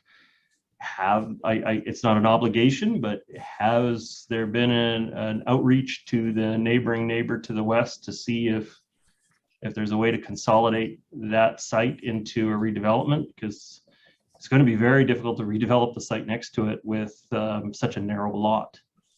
I'm gonna start the response, and I'm also gonna call Andrew Norton, the project manager for this file, to maybe augment my response, if that's okay. Yeah. Please. So I do believe that, you know, the development could go ahead on its own, the orphan lots, as Mayor Little, as what you're talking about. Possibility includes allowing shared parking and, you know, 4-story building, 1.7 FSR density can be accommodated on relatively small site. So with that, so I'm not quite sure about the history of whether we've done any exploration. I'll leave that to Mr. Norton. Thank you. Yes, thank you, Your Worship. This was discussed with the applicants, and the question was raised. I think it's probably wise to have the applicant comments on the actual discussions they had with their neighbouring property. But it's certainly staff did discuss this with the applicant during the course of the review process. Mr. Fung. Raymond Fung is not a panelist at the moment. Can we just have the clerks check and make sure Raymond Fung stays on as a panelist through the item, or is he withdrawn from the meeting? Is this to do with the development variance permit or the development permit though, Mayor Little? Well, it's just that if we issue the development permit, then there's definitely no opportunity to consolidate with the tiny lot to the west. But is that our role? It's not an obligation. As I said, it just wanted to know what discussion had taken place. But I don't see the applicant as a part of the meeting anymore. Yeah, Your Worship, perhaps Mr. Milburn. Perhaps Mr. Milburn can comment on the appropriateness of council considering this particular aspect in the context of a development permit. So yeah, that's fair. It's not a usual ask, but it's also rare to see such a small lot left over at the end. Mr. Milburn, your comments? Thank you very much, Your Worship. Absolutely, we do try to have conversations with adjacent property owners when we understand there's potential for consolidation. We don't want to see lots that couldn't be developed under existing zoning. However, as Mr. Stewart has alluded to, a development permit is not really a discretionary decision in the sense that, like a rezoning application has significant discretion for council. What we do with a development permit is we specifically look at the development permit guidelines that council has already approved and endorsed through the official community plan approval, and then provide recommendation to council, as well as consulting with the design panel to give advice to council about whether or not the proposal is compliant with those guidelines. If it is, it's appropriate to then approve the development if council feels it is consistent with those guidelines. Dealing with external matters such as an adjacent property and how it could be developed would be therefore, specifically out of scope in terms of whether or not the development guidelines have been complied with. I hope that's helpful. Thank you. It is. Can I still ask the question as long as I say that I'm it has no bearing on my decision to support the permit or not? Your Worship, I think what we've heard is staff understand that there has been some discussions with the neighbor about how this could occur. And Mr. Fung has his hand up, I see, and if you wish, you may be able to call on him. Mr. Fung, I just want to be very clear that there's no bearing on whether I support the issuance or not, but I am just curious what discussion has happened amongst the block for the potential for consolidation of the site. Have you had discussions with the neighbors about that? Yes, Your Worship. Actually, we had several discussions with the next door neighbor, and even before we, right after we purchased the land. Okay, so their response is quite negative, and the owner told us that she is very happy with the rent she is receiving. So either it's joint venture or sell it to us, or either way, they are not interested. And they don't want to buy ours as well. So she is very happy with the rent she is collecting. That's what she said. So we can't do anything. So we wait for quite some time until she can come. She may want to reconsider it. Even after we did the several drafts of our rendering and architectural drawings, and then we went back to her and showed her that that's what is going to happen, and if we are going to make the application. But then she just continue her stand, and just she's very happy with the rent she's collecting. Thank you for your comments, Mr. Fung. I just Thank you. Yeah. curious. I just think that it's an important part of good community planning and streetscape planning to try to consolidate where we can. Sounds like you've had the discussion and there wasn't agreement, which is completely fine. I will still be supporting the issuance. Mr. Stewart, do you have any further comment? No, Your Worship, I was just going to counsel not to go too far afield in this particular All right. discussion. I think it's done, so thank you. I've been warned. Got it. Okay. Thank you very much. Councillor Hanson, your comments. Yeah, thank you, Your Worship. I think it would be Councillor Bond speaking next, given that he seconded the motion. Oh, sorry, Councillor Bond, please. No worries, Milo. Yeah, I'm also in support of staff recommendation to issue this development permit. Some of the things I think that have responded specifically to a lot of the ongoing conversations that council has been having along the Marine Drive corridor is the small number, or the size and the number of small commercial units. I know that's been a common concern among council that we've expressed in a number of meetings. And I think that the smaller size and the greater number of commercial units adds to that ongoing vibrancy that we are looking as buildings age and mature and businesses come and go. The smaller units obviously provide a more opportunity for a more varied level of commercial activity in that area, which I think is very important. I think the parking reductions also make a lot of sense, as this is currently a rapid bus corridor, but also future plans for some type of rapid transit, whether that be bus rapid transit or above that, hopefully within the next 10 years, Mayor Little, based on what's in the current 10-year investment plan from TransLink.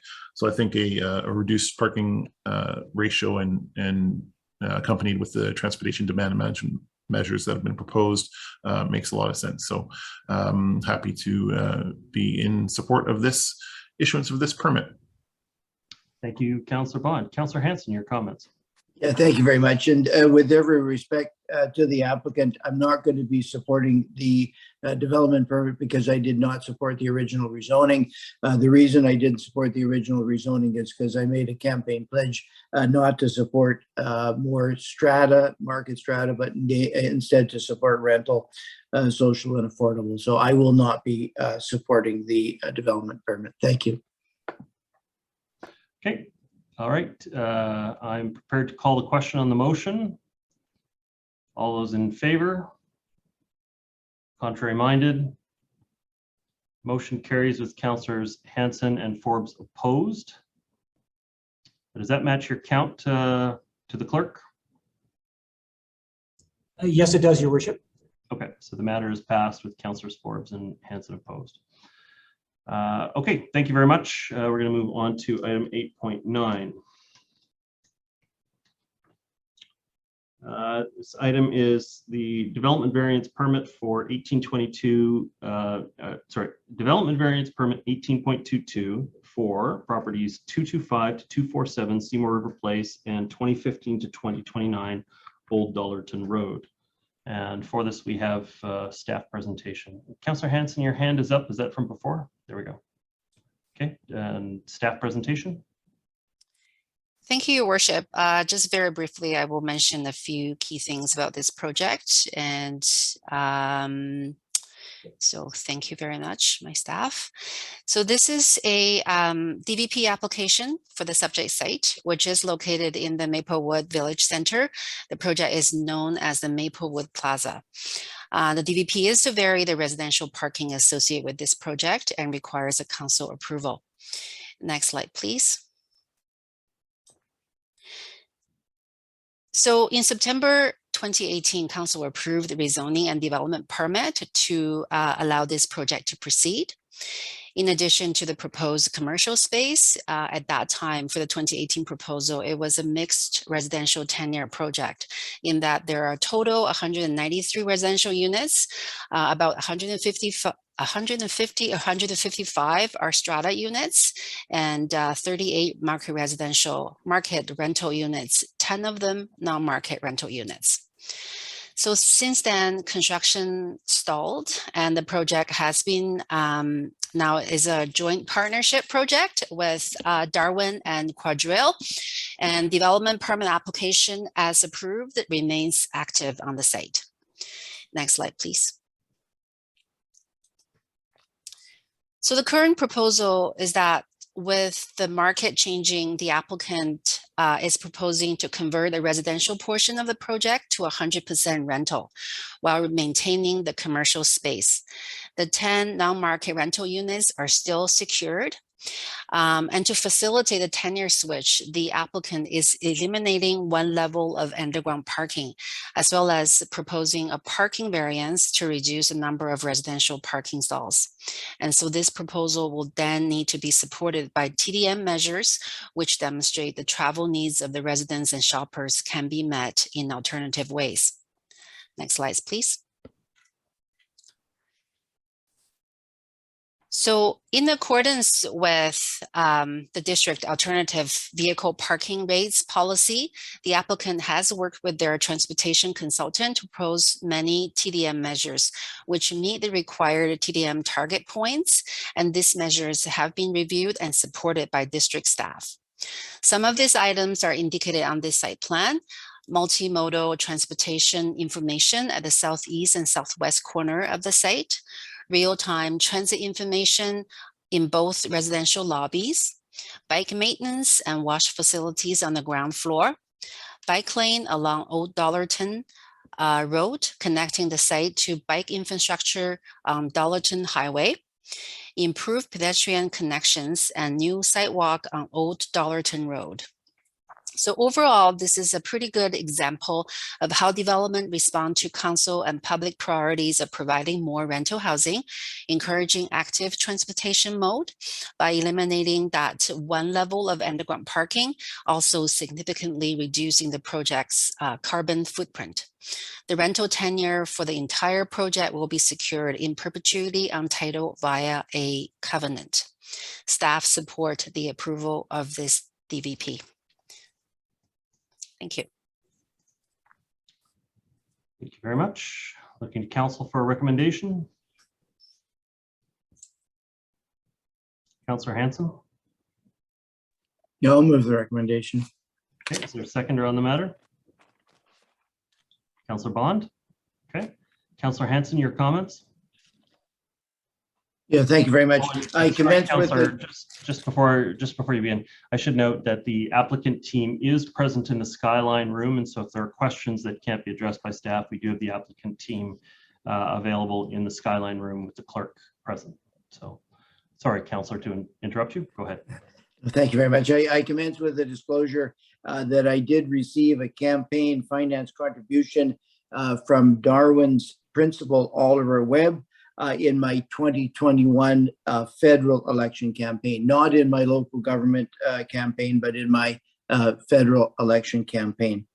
I am pleased to support this development variance permit, and I congratulate the proponent on the decision to convert the project to a rental-only plan with respect to the residential component.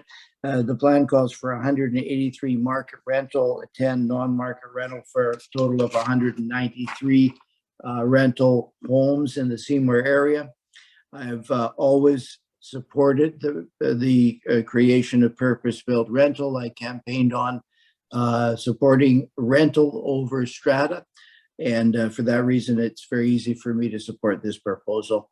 I'm also pleased to support the development variance permit to allow the parking reduction, and I believe the reduction in parking spaces is reasonable. So thank you very much to the applicant for converting this to all rental. Thank you. Councillor Bond, as a seconder, your comments? Thank you, Mayor Little. Similarly to Councillor Hanson, make a proactive disclosure that in 2018, principal of Darwin Construction, Oliver Webb, made a campaign contribution to the Building Bridges Electoral Society, which endorsed a number of candidates for council and school board, one for mayor, and I was one of the candidates that was endorsed for municipal council. I had a question before staff did their presentation in terms of how the rental tenure was going to be secured, which has been answered. It's being done through covenant. I know usually when a new project comes up through rezoning, it's done through a housing agreement. Maybe staff can comment on the difference between securing rental tenure via a housing agreement versus securing rental tenure via a covenant on title. Thank you, Councillor Bond. Mr. Milburn? Your worship, a housing agreement typically requires bylaw readings, so it's a lengthier process and typically runs in tandem with the rezoning for the property. Covenants themselves can be handled by council resolution, so simply one time before council, and then staff act on that, working with our lawyers and their lawyers to secure council's conditions. In this case, they're seeking a variance to parking, and through that conversation, we feel it's appropriate that we secure the long-term tenure of the property as it aligns with the transportation demand management measures that are proposed. We also believe the change from strata to more rental is generally consistent with the prior council direction to increase rental opportunities in our community, as well as we'll be retaining the affordable rental units, which were already secured within housing agreement. That will remain as well. So in overall context, we feel this project is supportable. Thank you.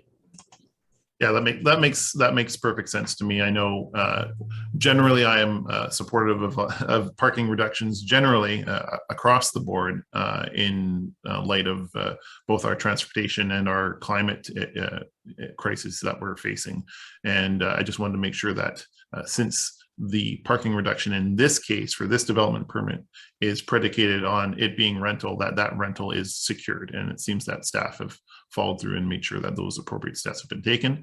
I'm happy to see this development permit move forward. One of the interesting proposals which I see is continued to be retained throughout this proposal is the commitment to active transportation, specifically when people want to ride a bike, which a lot of people do while they are still drivers, and they take transit and they walk, and this location has good access to amenities with the shopping quite close by. In this proposal, the bike storage in particular makes that choice as convenient, if not more convenient, than the other available choices. There's bike lockers, secure bike lockers on each floor, along with bike facilities for washing and maintenance at an entrance. And I know that makes making the choices that we would like to see more done more often by more people, such as riding a bike more, walking more, or taking transit more, making those more convenient and more accessible. It makes a big difference in terms of the choices that people will end up making in their day-to-day lives. So along with the addition of more rental homes in this neighborhood, as well as in everywhere across the district, I think this is a good and supportable proposal. Thank you very much. Councillor Bond. Councillor Murray, your comments? Thank you, Mayor Little. Can I understand what it will cost to park your car in the underground? We have an answer for that, perhaps in the Skyline room, what proposed schedule of rates for rental space would be. Through your worship to Councillor Murray, thank you for the question. My name is Chris Wilkinson. I'm here this evening representing Darwin Properties. I also have representatives here with me this evening in the Skyline room from Quadrille, should any questions require further clarification. But to your question, Councillor Murray, the parking in accordance with the traffic demand management strategy will be unbundled from the residential units, thereby allowing residents to rent stalls as needed for the parking of vehicles. And we see rates in the market ranging from $50 to $100 per stall, which we will assess more closely at the time of occupancy. So this is my concern, Council, and if you know this area, you will, and if you've ever driven into this area, I drive into this area regularly at 6:30 a.m. Saturday and Sunday mornings. There's no bus service up in Blue Ridge where I live, and my daughter opens the Stong store regularly and needs to be at work at 6:30 a.m. And I will tell you that the streets are filled with cars Front Street is absolutely packed with cars. One of the reasons, in my opinion, is that there's not enough parking in the rental building that sits on Front now, and they charge $100 per stall. The parking lot is, to excess most days. It's becoming very clear that there's an inadequate amount of parking. Down Old Dollarton, you will see cars on Old Dollarton, and there's very few residences or businesses on Old Dollarton, and there are cars all on both sides. On Old Dollarton, going towards by Maplewood Market, for instance, there's cars everywhere there as well. I was supportive of looking at Lower Lynn to have no parking. And because it was an area that was contained, and it was a captive audience, and that didn't go anywhere. But what has become very, very clear, if there's a place to park on the road, people are going to use it. And the question in regards to people can have a bike, absolutely, or take the bus, but many times they also have a car. And if they can find a place to park it where they don't have to spend $100 a stall, and I thank you for your response in regards to my question, but if the neighbors are charging $100, probably most likely that's where you may go. And so I'm not sure in this area if removing the parking, we've got a lot of businesses that need excessive parking.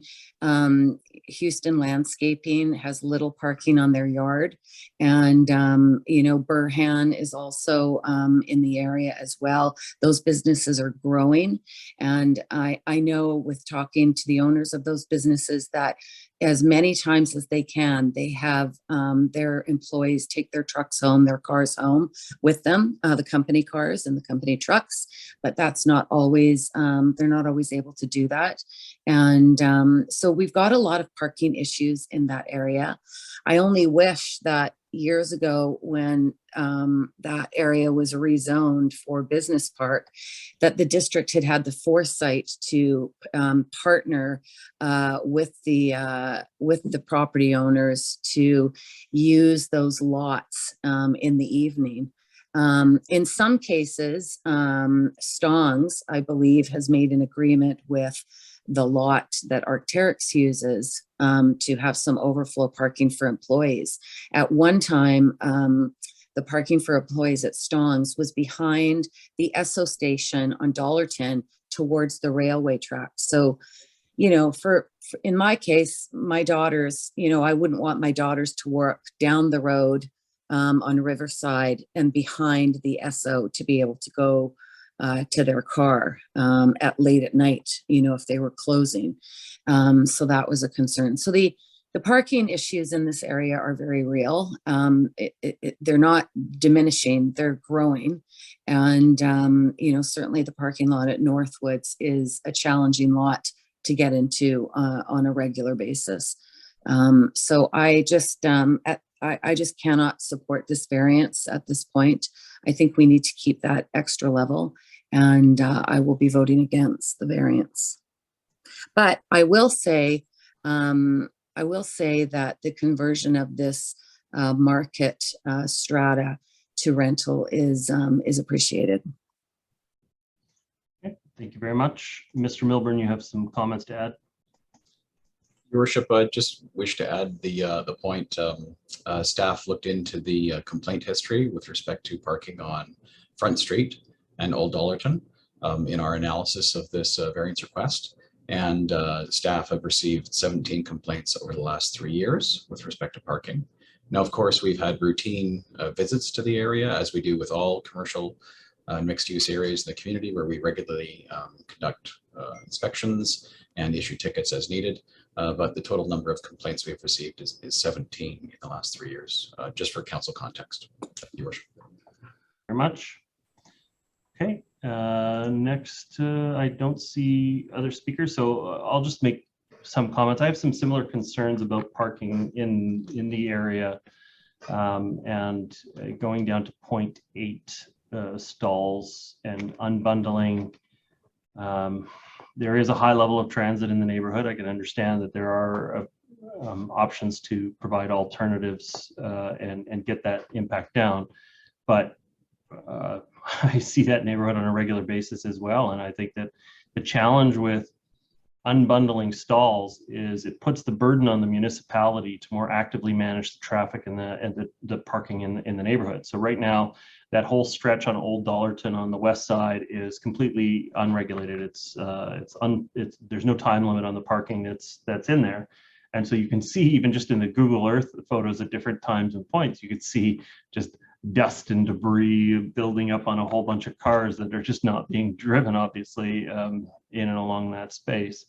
And so I think we're going to have to go to more active parking management in that neighborhood, no matter what. And the same goes for Front Street. If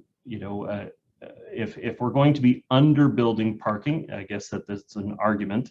If we're going to be underbuilding parking in the buildings around there, eventually the burden is on us to more actively manage the street level parking, or else we're just allowing the spillover into the public sphere in a way that's unfair to neighbors as well. To the point that it's going to be very stressful for people to be able to find parking in their own neighborhood, and then they're going to have to make the financial jump to go to $50 or $100 a month for parking in order to have consistent space. So it is a negative spillover effect of underbuilding parking in an area, or allowing a high rate cost for parking. There should almost be a clause in there that incentivizes or requires the strata to have the rate set to fill the units, so that they're not sitting and holding out and waiting for $100 a month. If they don't have 80% of their stalls filled, then they should be having to float the rate to try to fill it, because otherwise they just wait, and eventually they'll get the $100 a month, even though that may not be a real genuine market value for the stalls. Rather than burdening the neighboring municipality with the spillover effect of storage of people's private vehicles on public property. So while I am supportive of this becoming rental, and I am supportive of this project, I don't put the entire burden on this project. I think the issues are on the Front Street properties, or also on the properties that back onto Old Dollarton on the west side as well are using the street parking. But I think it's going to mean that the municipality has to be a more active manager of parking in the neighborhood. And we need to make that a part of this. You're not going to be able to simply go forward and say it's unregulated stalls where people can park for 72 hours in the same spot without any type of policing. You're going to have to put permitted exemption overnight for residents, but only for one night maybe, or allow them to only park for 4 hours during a day, so that it doesn't become permanent parking, and it at least turns over every day for people, so that more of the neighbors have an opportunity to use the public space. Or eventually it annoys enough people that they go to their stratas or management companies, and they're able to get agreements on parking. But I don't think that that's entirely the responsibility of this development to account for that. And so I'm going to be supportive of this, but I also want staff to get the message on this one, that we have to be more actively managing the parking in the neighborhood. It cannot just be long-term storage of people's cars. That needs to be accounted for on private property. Councillor Miri. I think we're underestimating the need in regards to parking for the commercial portion of this development, and that is very evident at Northwoods. when you go into that development, which is all rental as well with a component of commercial. The current parking lot is over capacity, many times during the week. It's also a very challenging parking lot to drive in, and there's very little employee parking, if any. So people that are working there are parking on the streets. Visitors are coming to the apartments and parking on the streets. There's existing residences in the areas, that also require parking, older apartment buildings, etc. And then surrounding businesses. So it's not going to get better. It's going to get worse. And quite frankly, Mayor Little, your comment about, having the municipality deal with this issue. We don't have the resources to deal with parking issues throughout the municipality. We have build outs that are coming in Lower Lynn, for instance, that are going to create the same challenge that we're experiencing here. So, that's going to be a significant amount of bylaw officers that we're going to have to hire and man with the ability to manage these areas, because as one of our previous traffic managers said, if you go to the city of North Vancouver and you park in a spot that says 1 hour parking only, what happens after the hour? You get a ticket. You park in the district, you could leave your car there for a week, nothing happens, because we just do not have the ability or the manpower to be able to manage the entire municipality. It's too vast. So I think this is, I think reducing the parking, it was determined when this was first rezoned, then it was the zoning was amended a second time and now a third time, and we're reducing it. I think it's a mistake. And we did receive several letters from residents that were opposed to this variance as well.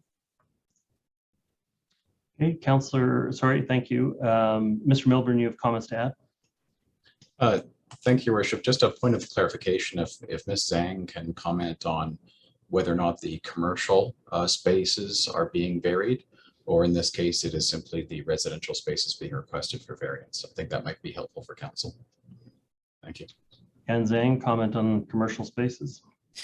So the commercial spaces are not being varied at all. So it is in accordance with the approved CD zone. So we're just talking about varying for the residence portion of the parking. I'm very clear on that, but I think the example of Northwoods Village shows that we didn't have enough commercial parking spots there. So that's the point I'm trying to make. Okay, I think the argument is that the CD 99 doesn't include a high enough ratio of commercial for the tenants that could be in there. Councillor Bond, your comments. Thanks. Maybe a few extra points. One of the reasons why I do support the parking reduction on this proposal is that without the parking reduction, removing the second underground level, converting the project to rental is probably not financially viable. And so they come hand in hand. And so in order to have a all rental building in this location, the parking needs to be reduced, or else you don't have a viable project.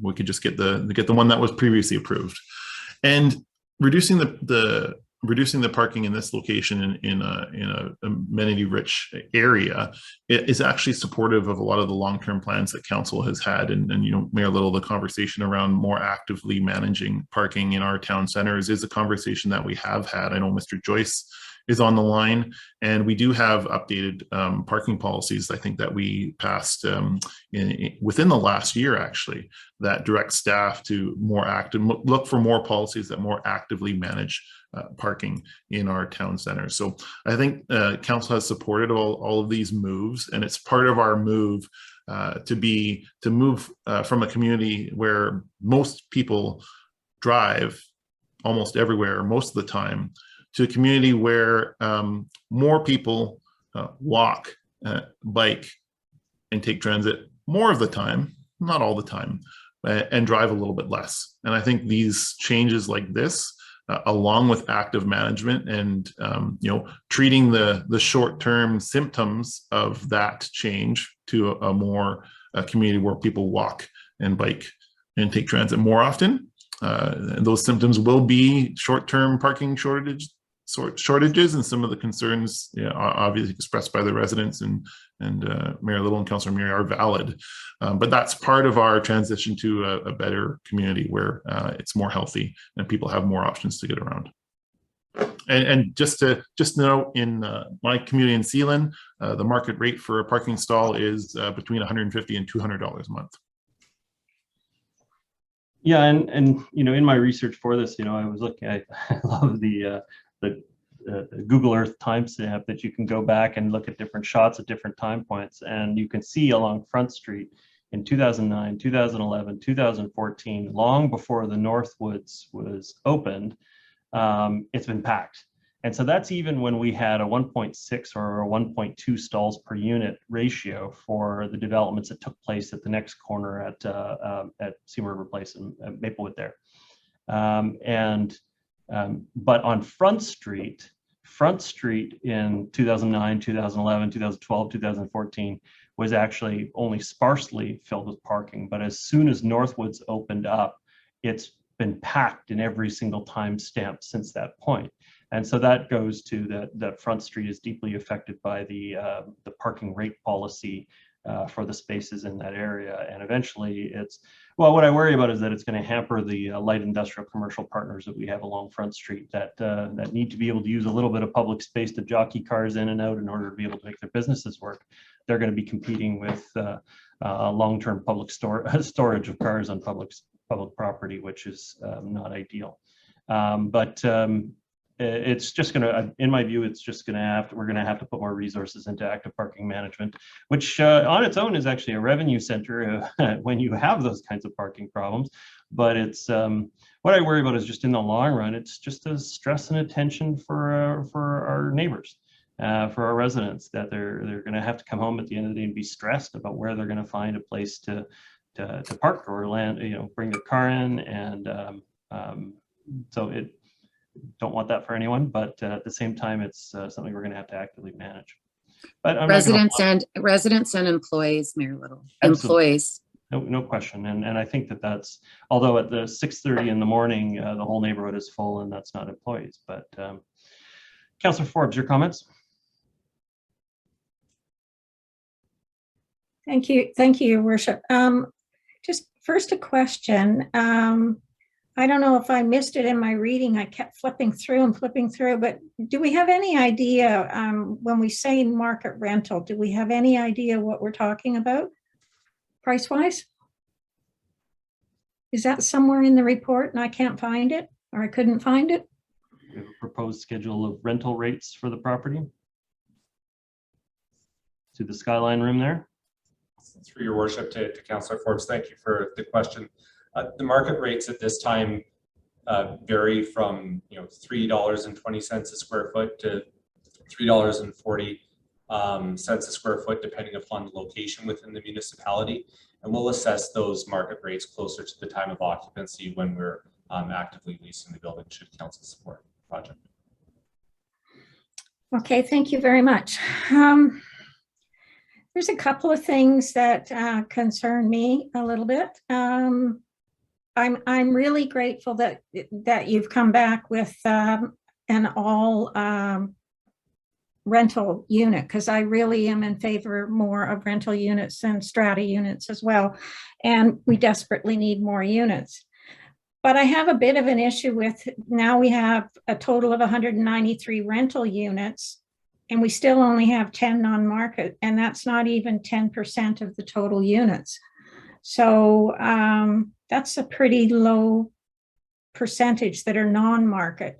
And at the rate you just quoted, I'm trying to think. So if you work that out, you'd be looking at sort of 1,500 up. Is that correct?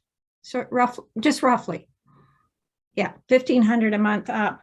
And that's with no parking, because parking would be on top of that if you needed parking. So I think that sticking with 10 non-market out of getting 193 rental units is a bit low. The traffic also is a situation. I know that, when we do some things, I understand what some of my former my counselors have mentioned already about how you want to transition people to get into a healthier lifestyle, as they say, to walk and have active transportation more. But of all the responses I read from the residents around this building, and I think one of them was a business around the building, maybe two of them were a business, they're all against this because of the parking problem down there. So and that's before this building goes up. They're having issues and complaining how bad the parking is down there. So I'm really torn because I like the rental. I don't like it only being 10 non-market. I'm concerned about the parking down there, and I'm also concerned about costs being pushed over onto the district, as you said, Your Worship, where we have to be more active in our parking regulations and stay on top of that. I kind of go back and think, and maybe this doesn't apply, but it makes me think, is development paying for itself if we have to hire more people to do that? Or is development forcing us to have more cash outlay? It may not be a revenue, it may be an outlay.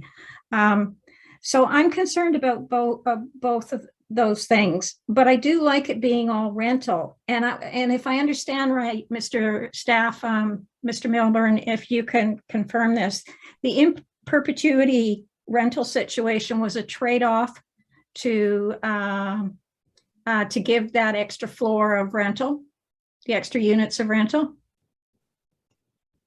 I can take a stab at this. Oh, okay. So I just wanted to be clear, this is just really about the variance permit for all rental project. The original application, as it was approved by council, has already paid CAC. They paid fixed rate CAC for strata development with a portion of the rental. So with this time, they're not changing the non-market unit and doing the entire project as a rental. They're taking a big financial hit, and they're not asking for that money to be given back to them. So what we're talking about is all rental project and a variance for the residential parking, and there is no other financial consequences as part of this application.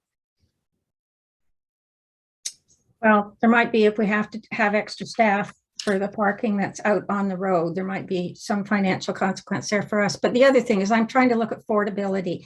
I like the idea this is rental, but I'm also trying to look for more affordable rental. That's what I'm looking for when I'm talking about the 10 being a little bit higher. Yeah, that's and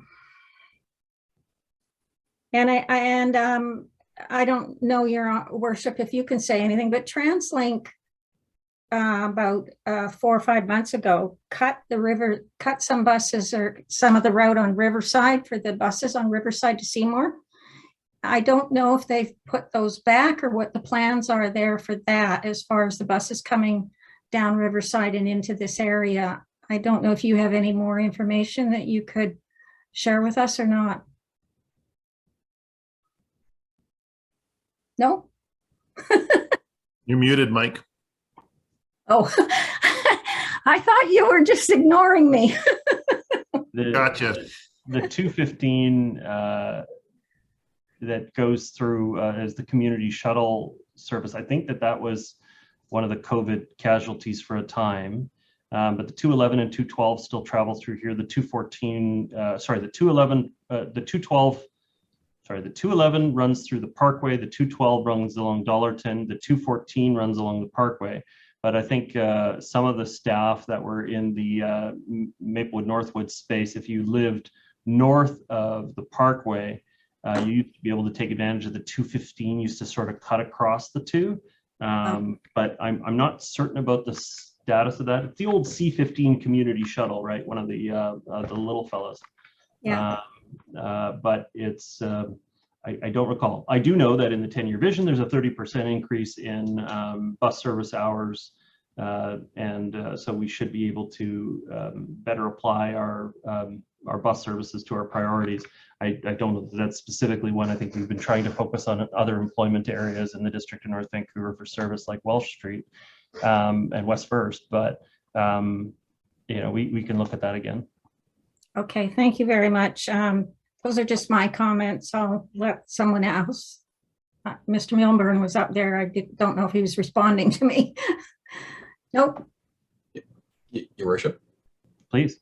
I understood the comment from Councillor Forbes is that additional affordable units may have a reduced parking demand because of the nature of the type of units, and therefore further justify the variance. That's how I understood the comment. One point in terms of transit and transportation, certainly it has been Council's prior policy direction to see rapid transit connections east-west across the North Shore, including connecting to Maplewood. And so this is a future frequent transit area, and we are working closely with TransLink and our other partners to try to make that a reality for the future. Of course, densities in the area, and especially units that are more affordable or more rental will create an additional demand for transit and those kind of alternative modes of transportation. And the final comment I would make is that as we see our town centers transition over time, no doubt that the on-street parking standards in terms of hours of parking, types of individual parking, such as curbside management issues, no doubt those will need to change and flex over time. And we know that those changes will need to be monitored closely, rules adjusted and then enforced. And so we understand that, and that will not come with any one project, but that will become likely through a series of projects over time. And I think that goes for all of our town centers as we see them build out. Thank you. Okay. All right. Thank you very much for your comments. Thank you, Councillor Forbes. Councillor Beck. Thank you, Your Worship. Just want to lend my support to this variance. I hear all the comments around the table, including staff's comments, and it does highlight that we are in a period of transition as we look to build, neighborhoods that are less reliant on privately owned vehicles. And so I do support this for certainly the purpose-built rental. And I really do appreciate, like my colleagues, that this has been changed to an all rental project. I think rental homes are needed everywhere in the community, but particularly where there's transit that is already pretty good, but only going to get better, as has been highlighted. And I think a number of the TDM measures that have been highlighted are also really strong benefits of this particular project. So I do support the variance, and I think it's going to be an important piece of Maplewood as that town center undergoes a revitalization, and so I'm very supportive of this. Thank you very much, Councillor. I see no further speakers on the matter, and so I'm prepared to call the question on the motion. All those in favor? Contrary minded? Motion carries with Councillor Murray opposed. Okay, thank you very much, Council. Next item up for discussion tonight is item 810, the North Shore Homelessness Action Initiative. I need to just take a very brief bio break, so I'm going to ask, I believe, Councillor Hanson, are you my acting mayor at this time? I am until tomorrow, or until Wednesday. Okay, so I'm going to ask you to take the chair for this item, and I'll be back in a minute. All right, thank you very much. Is there a staff presentation regarding this matter? Thank you very much. Ms. Atva? Thank you, Acting Mayor. Good evening, Mayor and Council, and really grateful to have some time on your agenda tonight to share the final report of the North Shore Homelessness Action Initiative. And I'd also just like to say grateful for all the opportunities we've had till this last meeting before the summer break to discuss and implement directions that you've given us that affect so many parts of our community. I'm joined by Shannon Lambie, community planner, who's worked on this report. NSAI is what the acronym is, North Shore Homelessness Action Initiative. It was formed in the summer of 2020 when all 3 local municipalities agreed to pass a resolution for action at a cross-jurisdictional level. There was also involvement with the Squamish Nation, the Tsleil-Waututh Nation, representatives from Vancouver Coastal Health, BC Housing, as well as MLAs and MPs. So this was the steering committee. It was quite a group that came together to discuss issues around homelessness, really about trying to address issues of homelessness on the North Shore. There was also a staff level working group, and Mayor Mike Little, as you know, represented the district on the steering committee. The goals were really to look at needs and opportunities around homelessness. In particular, the steering committee was wanting to improve coordination and look at implementing measures. This work was pointed out in recent years that crucial need to address this issue because the numbers of individuals experiencing homelessness on the North Shore grew. In the 2020 homelessness count, which was the last count done, there were 121 individuals on the North Shore in a 24-hour period. However, the extended count, which was a cross-section of looking at people who were unsheltered on the streets, as well as those who were accessing services, pointed to a higher number, 212 individuals. And we know from service agencies like Lookout that the numbers are actually quite higher. The steering committee for NSI met 5 times between March 2021 and June this year, and their final report is attached for you and for everybody to see. It provides a summary of many of the existing services and opportunities that we have here on the North Shore.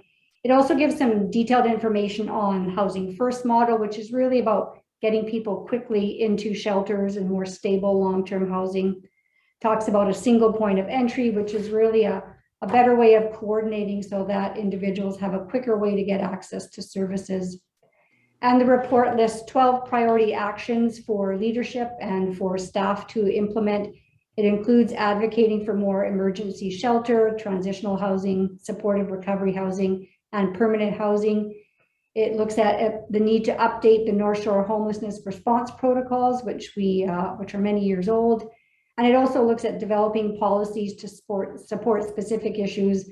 For example, those of people living in vehicles, which we know is a very important issue to address. One of the actions is also to continue the staff working group. I was fortunate to attend most of their meetings, and it was really quite rewarding to see the municipalities and the nations working together in a really great model that is serving us well for a number of different projects. The steering committee has now completed their mandate, but the priority actions are intended to continue this critical work. The recommendation is for council to receive this report for information. Thank you. Thank you very much, Ms. Atvat. Is there a member of council wishing to? Mayor Little is back in the chair. Oh, thank you very much. Yes, as a member of the steering committee, I'm happy to move the staff recommendation on this. Is there a seconder on the matter? I'll second. Okay, we've got Councillor Murray seconding. Just my own comments on it. I think I agree with Ms. Atvat's assessment that it was great to see everybody working so closely together on this important issue facing our community. There's no quick answers to homelessness issues in our community. It's going to be a combination of a variety of different services. One thing as I went through the process on this one, I recognize that there is that there's still a gap, even at the time of completing this report, which is on addressing people who are in substandard housing, and specifically I'm addressing the issue of caravans and RVs in our community. It's an area of significant growth of the number of homeless people in our community. Some of it is displacement from other municipalities as they bring in more challenging street curbside policies to address the issue of homelessness in that form. But it's becoming a growing challenge, particularly around the Mosquito Creek and McKay Creek corridors.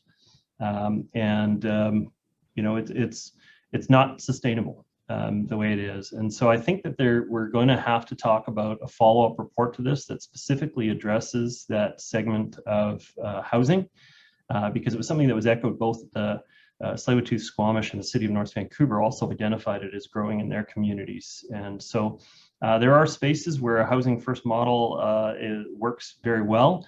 When you have people that are consistently declining the housing options that are available, then you have to look at alternatives. And right now we don't have good tools available to us to address the substandard housing situation for people who are living rough in RVs and caravans in our community, and we need those tools. So I think that this leads into another report that we're going to have to do that's specifically focused on that aspect, because that's definitely an area of growth in our community. But I did want to express my appreciation to everybody who worked on this this report. It was great to get together, hear what the other municipalities are doing. There's always an element of this that is a bit of a clearinghouse of information of what's going on in the other municipalities, particularly as it pertains to partnerships with provincial governments, CMHC, and other partners, because we don't always hear what West Van's doing, what City of North Van's doing, what the nations are doing. And so this was a great opportunity for us to share information about what's going on in our communities. And I hope we can keep that up going forward in some form. So I'm happy to support the recommendation, and once again, thank staff for all of their involvement in putting this together. I believe the seconder was Councillor Murray. Councillor Murray, do you have additional comments? No, thank you for your comments, Mayor Little. And just on your comments in regards to, you know, campers and what's happening throughout the community, I think Squamish, I believe, just banned them. Municipality of Squamish. The municipality of Squamish just banned them. There was an interesting news story the other day about what's happening across Canada in truck stops. Truckers are finding it more and more challenging to be able to pull over in truck stops, because those truck stops are now filling up with people living in campers. And you know, it's got to make you wonder, especially in British Columbia, with the amount of growth, with the amount of construction, with the amount of development that we have commenced over the last, you know, 10, 12 years, that we continue to face, you know, an issue of, you know, homelessness, an issue of unaffordability for people where they're, you know, needing to go into a camper and live. You know, the issue of mental health, addiction is growing. It's getting worse, not better. One of the richest countries in the world, and you know, now there's, you know, tents all over Hastings where people are living in deplorable conditions and they can't get the help and the medical treatment that they need. There's just no way to deal with this. It just keeps getting worse and worse and worse, and it's so perplexing because you know, the amount of wealth that is coming to this community is unprecedented, and that will obviously, you know, allow the gap between rich and poor to continue to grow. You know, we have to spend some money in some ways that we support all those, you know, down at the bottom. If we lift them up, everybody gets lifted up. The community is lifted up. But I don't know if we're prioritizing them the way that we should. And it will continue to impact all sorts of things. One would never have thought that truck stops and truckers would be impacted. The supply chain would be impacted by people living in campers and taking up those spaces that were once taken up by, you know, transportation of goods across the country. So everything is you know, everything's connected, and for every action, there's a reaction. And it saddens me that where once Hastings was, the downtown east side was a very busy shopping area, you know, a community that did not have, I mean, every community has a level of poverty, but certainly nothing like that. And that it just continues to get worse. And now we are experiencing, you know, continued issues and concerns around people living on the streets. And I understand homelessness is not necessarily completely on the streets. Homelessness can be, you know, on a couch in a person's, a friend's house because you just don't have lodging. But you know, the affordability issue by building more and more has certainly not decreased the cost of housing anywhere in this region. And I think we need to pivot in a new direction. Okay, thank you very much, Councillor. Any other comments on the matter? Okay, prepared to call the question. Oh, Councillor Bond, your comments? Thanks, Mayor Little. I was just in reading the report in preparation for the meeting, the report makes some specific requests and specific calls to action of the partners, and you know, it was I think one thing, as you mentioned, Mayor Little, the importance of having all of the jurisdictions, local, provincial, federal, health authorities, BC Housing, First Nations at the table is one of the key, I think, strengths to this working group and the reporting that's being done and the plans that are being put forward. One of the specific asks is there are specific asks for leaders and what leaders are to do. And one of them is, advocate for systemic changes about the single point of entry into for people that are facing homelessness. I'm wondering maybe if staff can talk about what that advocacy look like and what those systemic changes that are necessary in order to move towards that type of model to take care of those who are facing homelessness and provide them with the supports that are necessary to, as it mentioned in the report, focus on providing dignity and as well as just some of the basic needs and necessities of life. And how do we as leaders start to go about that work? Ms. Appa. Thank you very much through the chair to Councillor Bond. One of the advocacy pieces that has been implemented already or about to be is on behalf of the entire steering committee. We know that Mayor Linda Buchanan from the city of North Van has prepared a letter to all the ministers responsible for housing, health, mental health, asking for or compensation for municipalities who are putting a lot of effort into this area. So, I think this shows an immediate action that the steering committee discussed at their most recent meeting and that is starting to be advanced. Another piece around the systemic changes, I think some of the work that we're seeing across the North Shore are regional applications, for example, around poverty reduction, around the Navigators program, which we just recently heard a week or so ago that we were successful in receiving across the North Shore another $150,000 to start to implement, at least in one small way, the single point of entry, which is really just words around a better coordination and getting people the services that they need. I think my short time here again with the district, I've really been excited to see that coordination across the nations and across the municipalities, and it's, in my perspective, working very well. So again, this is a bit at the staff level, but I appreciate Mayor Little's comments as well around the clearinghouse and getting all of the political groups together, political representatives together. And I think we've got a good, better path forward to and more efficient way and more smarter, creative way to try and advance this, this complicated problem, which really is simple around people wanting and deserving a decent place to live and safety. Thank you. And I think, obviously encourage and support all the continued work that staff are doing. And I know as elected officials, we're not on the ground and we're not necessarily as familiar with what some of those systemic changes might be.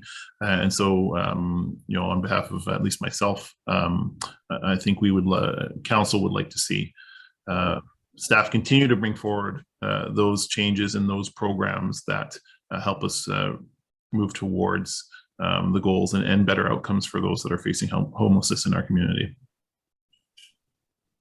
Well said. Thank you, Councillor Bond. Councillor Murray. I just wanted to add just on the, just the point of entry comment that Councillor Bond was asking about. We've recently had the fire at the Silverland apartments, and those kinds of situations, again, for every action and reaction, those kinds of situations fuel the numbers in many cases, and luckily I think we've dealt with, hopefully we will probably need an update as to where we are with that situation, but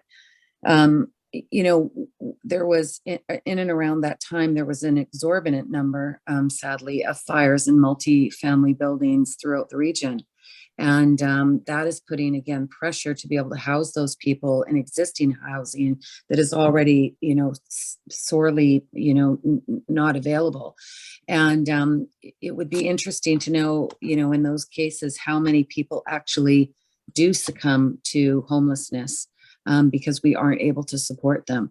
I think we need to make sure that going forward with all of our social housing buildings or partner buildings that are partnered with BC Housing or nonprofits for that lower income housing, that we make sure that the standards of maintenance are the most rigorous that we can apply.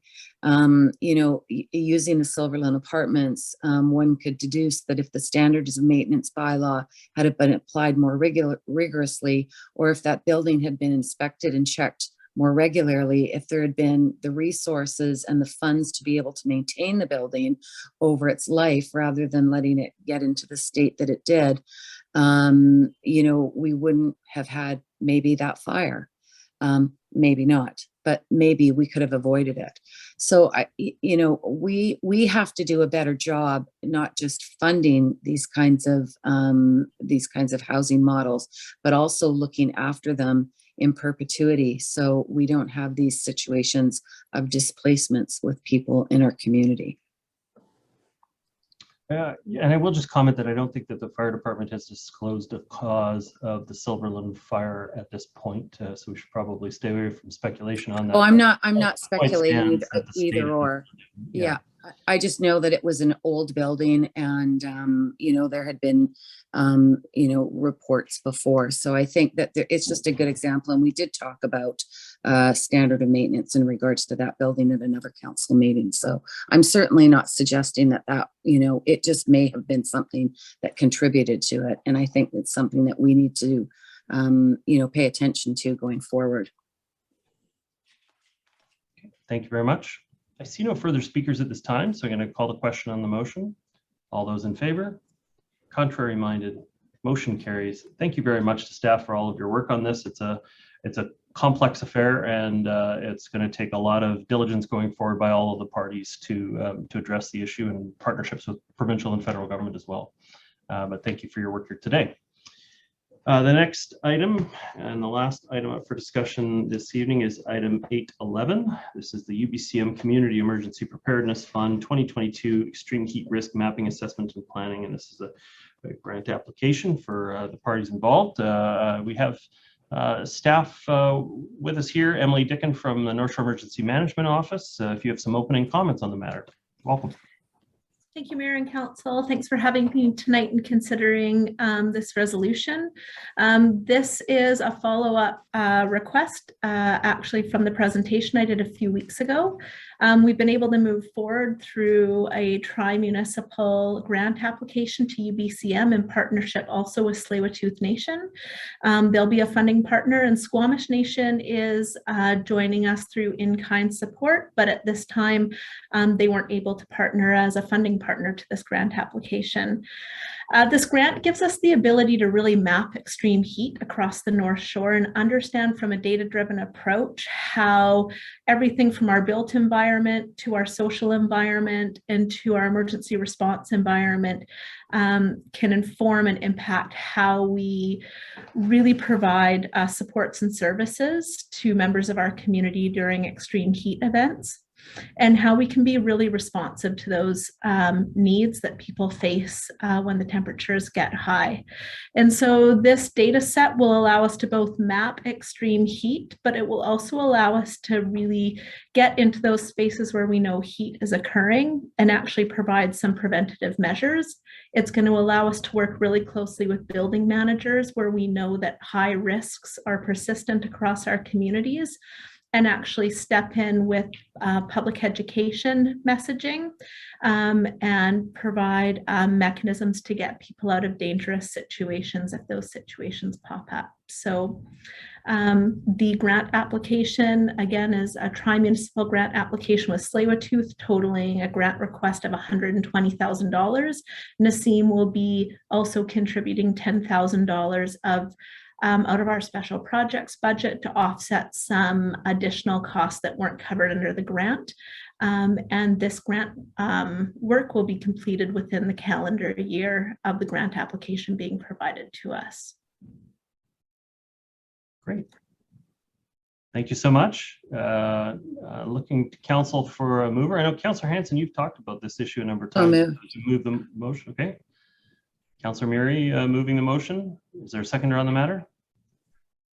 Councillor Hanson, Councillor Murray, your comments? I have no more comments. Thank you, Ms. Dickens, for your very clear and concise presentation. Obviously important work, and I support the application. Great. Thank you very much. Councillor Hanson, your comments? Yeah, thank you very much. I nothing further to add, but thank you so much for the report, the important work, and let's look forward to the grant and some progress being made on this important issue. Thank you. Thank you, and I think Councillor Hanson has said it very well in previous outings on this matter. Every single one of these is preventable if we're diligent about going to where people are at risk, and people were mostly at risk at home alone in facilities. That was where the risk really was. You know, we need to be able to communicate with them, give them options to get out of their houses in an emergency heat event, and any of the tools that can be used to help us better predict where those risks are going to occur are important to us getting ahead of this the next time it happens in our community. Good communication, good planning, and we can prevent those deaths. And so I'm fully supportive of this. Any other members of council wishing to address the matter? Hearing none, I'm going to call a question. All those in favor? Contrary minded? Motion carries. Thank you very much. Thank you very much to staff for carrying this forward, and to council for your decision here tonight. Council, we have completed the regular business of the evening. We still have some time available, and this is also our last regular meeting of council before the summer break. For members of the public, the council does not sit as a public body, in public meetings through the summer months. It doesn't mean that we can't, if an urgent or emergent issue comes up, still host a special meeting of council, but we have no regularly scheduled meetings of council through the month of August. Which means we're going to be resuming council in September, right on the eve of the election. There will still be a couple of regular meetings of council at that time, but it's a great opportunity for members of council to have a little bit of recreation, hopefully with family and friends, and enjoy the time together. And I hope you can all take advantage of that. But we do have an opportunity for reports. If members of council would like to make a report, I see Councillor Bond. Do you have a report to make? Yes, thank you, Mayor Little. I'm happy to report on my attendance at the July 7th meeting of the Metro Vancouver Housing Committee, responsible for the planning operation of the Metro Vancouver Housing Corporation, which provides affordable rental homes for thousands of residents across Metro Vancouver. At our meeting, we had a presentation of the 5-year capital plan, which some highlights include currently under development 5 redevelopment sites. So Metro Vancouver is trying to expand the supply of affordable rental homes by a few ways. One is redeveloping existing sites that have existing Metro Vancouver rental homes on them. And so there's 5 of those projects in the capital plan, and then new sites, such as the one that the district has provided on Riverside. So there's 2 of those currently in the capital plan. One of the highlights, I think, of this capital plan is that we've really tried to, or the Metro Vancouver Housing Corporation has really tried to front end the plan, to spend as much money at the front end of the plan to deliver more rental homes quicker. And I think we're seeing, as we know here at the district, but also at Metro Vancouver, this capital plan includes a lot of risk tolerance for inflationary causes. So costs of construction have gone up significantly. You probably read, or I reported on earlier, and you probably read in the news about the cost impacts of 10, 15, 20% cost escalations happening. So that's incorporated into this plan, as well as having to make some potential deferrals for projects that are later out in the plan. Overall, the plan is just over $400 million of spending. So there is a significant investment in affordable rental homes across the region. I guess following up on the last topic that we just talked about, we also received a presentation on the heat protocol. Metro Vancouver has a very active team of staff. It's a small team, but they work closely with tenant associations and the operators of all of the Metro Vancouver housing buildings to make sure that the communication protocol for extreme heat events in those homes takes into account all of the necessary cautions and procedures that we're talking about right now in terms of our planning. So that's something that they actively do, and we received an update on that for the coming, maybe not this year, but hopefully in preparation for any future heat events. Great. Thank you, Councillor Bond. Councillor Hanson, you have a report? Yeah, thank you very much. Just briefly, I will report on my attendance on July the 6th at the Indigenous Relations Committee of Metro. We had updates that were in camera with respect to prevailing treaty negotiations and land rights in the Metro Vancouver area. We also had updates with respect to the work of the committee and the goals of the committee going forward into the following year. But of some interest was a more substantive discussion with respect to First Nation land codes and land management. And again, this falls into the theme of trying to find steps in the direction of full treaty and self-government. So on the one hand, there's nations that are totally operating within the confines of the Indian Act and have very limited powers over their own land and the affairs of land within their nations. And for nations who don't want to take the full step towards independence, becoming treaty nations, we heard a presentation with respect to land codes and land management, whereby, in essence, different portions of their rights and responsibilities are granted to them in a more ad hoc fashion, such that they don't have to make full relinquishment. Nations don't have to make full relinquishment of all their claims to achieve a treaty status. So, very interesting discussion. Lots of questions were asked, and I appreciate the opportunity to attend the committee. Thank you. Thank you. Councillor Murray, your report? Thank you, Mayor Little. Of interest to the District of North Vancouver was in the Metro Vancouver Regional Parks meeting. We had a presentation by Mr.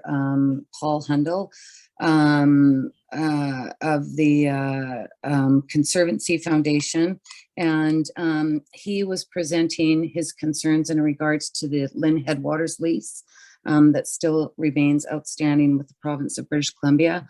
The Parks Committee has been obviously supportive of renewing that lease in the backcountry, the upper lands of Lynn Headwaters, and our Parks Committee management staff are working to secure an extension to that lease.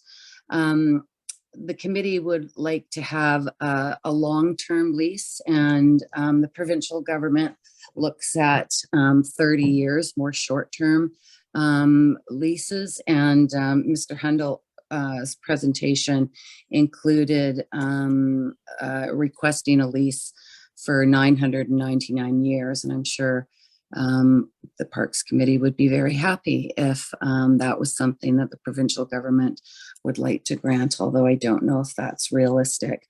However, as those lands are a very important area for the community, but also a very important environmentally sensitive area and a biodiverse area, Metro is going to work very hard at securing a much longer term lease with the provincial government.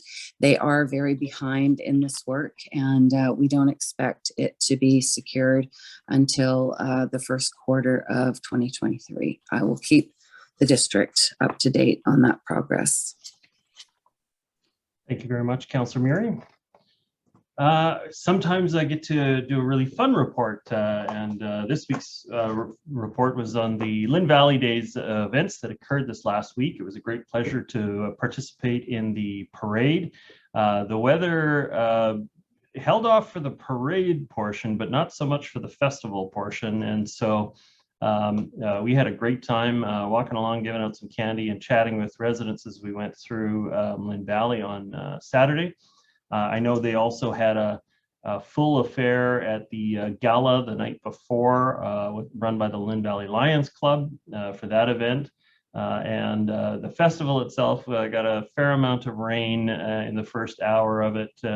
But it was really great to get a chance to go and chat with all of the exhibitors before the rains really set in there. But you'd think that by moving Lynn Valley Days a full month later, or a month and a half later, that it wouldn't get rained out. But still somehow, even in the deep summer, it got rained out.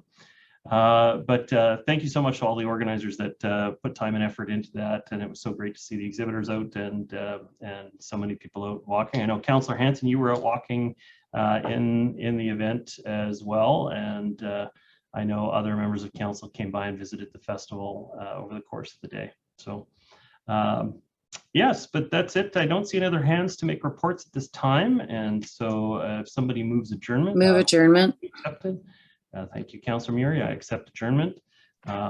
Council, and we do have one further. I said it was our last public regular meeting of council, but tomorrow we do have a workshop on DCCs. And so if members of the public are interested in participating in the workshop, check our website. We have all of the Zoom link details on our website. So that is that at 5, Mayor Little, or 7? Cost charges. 7. 7? 7. Yeah. Okay, 7. We'll just confirm for you, unless the clerk can intervene and clarify, but it is at 7 on the agenda. There you go, 7 o'clock. And again, it's entirely virtual, so people have to participate through Zoom connection, or they can observe it through our other, directly through our website as well. Okay, council, thank you very much. See you tomorrow night. And to everybody who put the meeting together, we want to express our appreciation to staff and members of the public that participated, and everybody who had a hand in this evening's meeting. Thank you very much. Have yourselves a fantastic evening. Good night.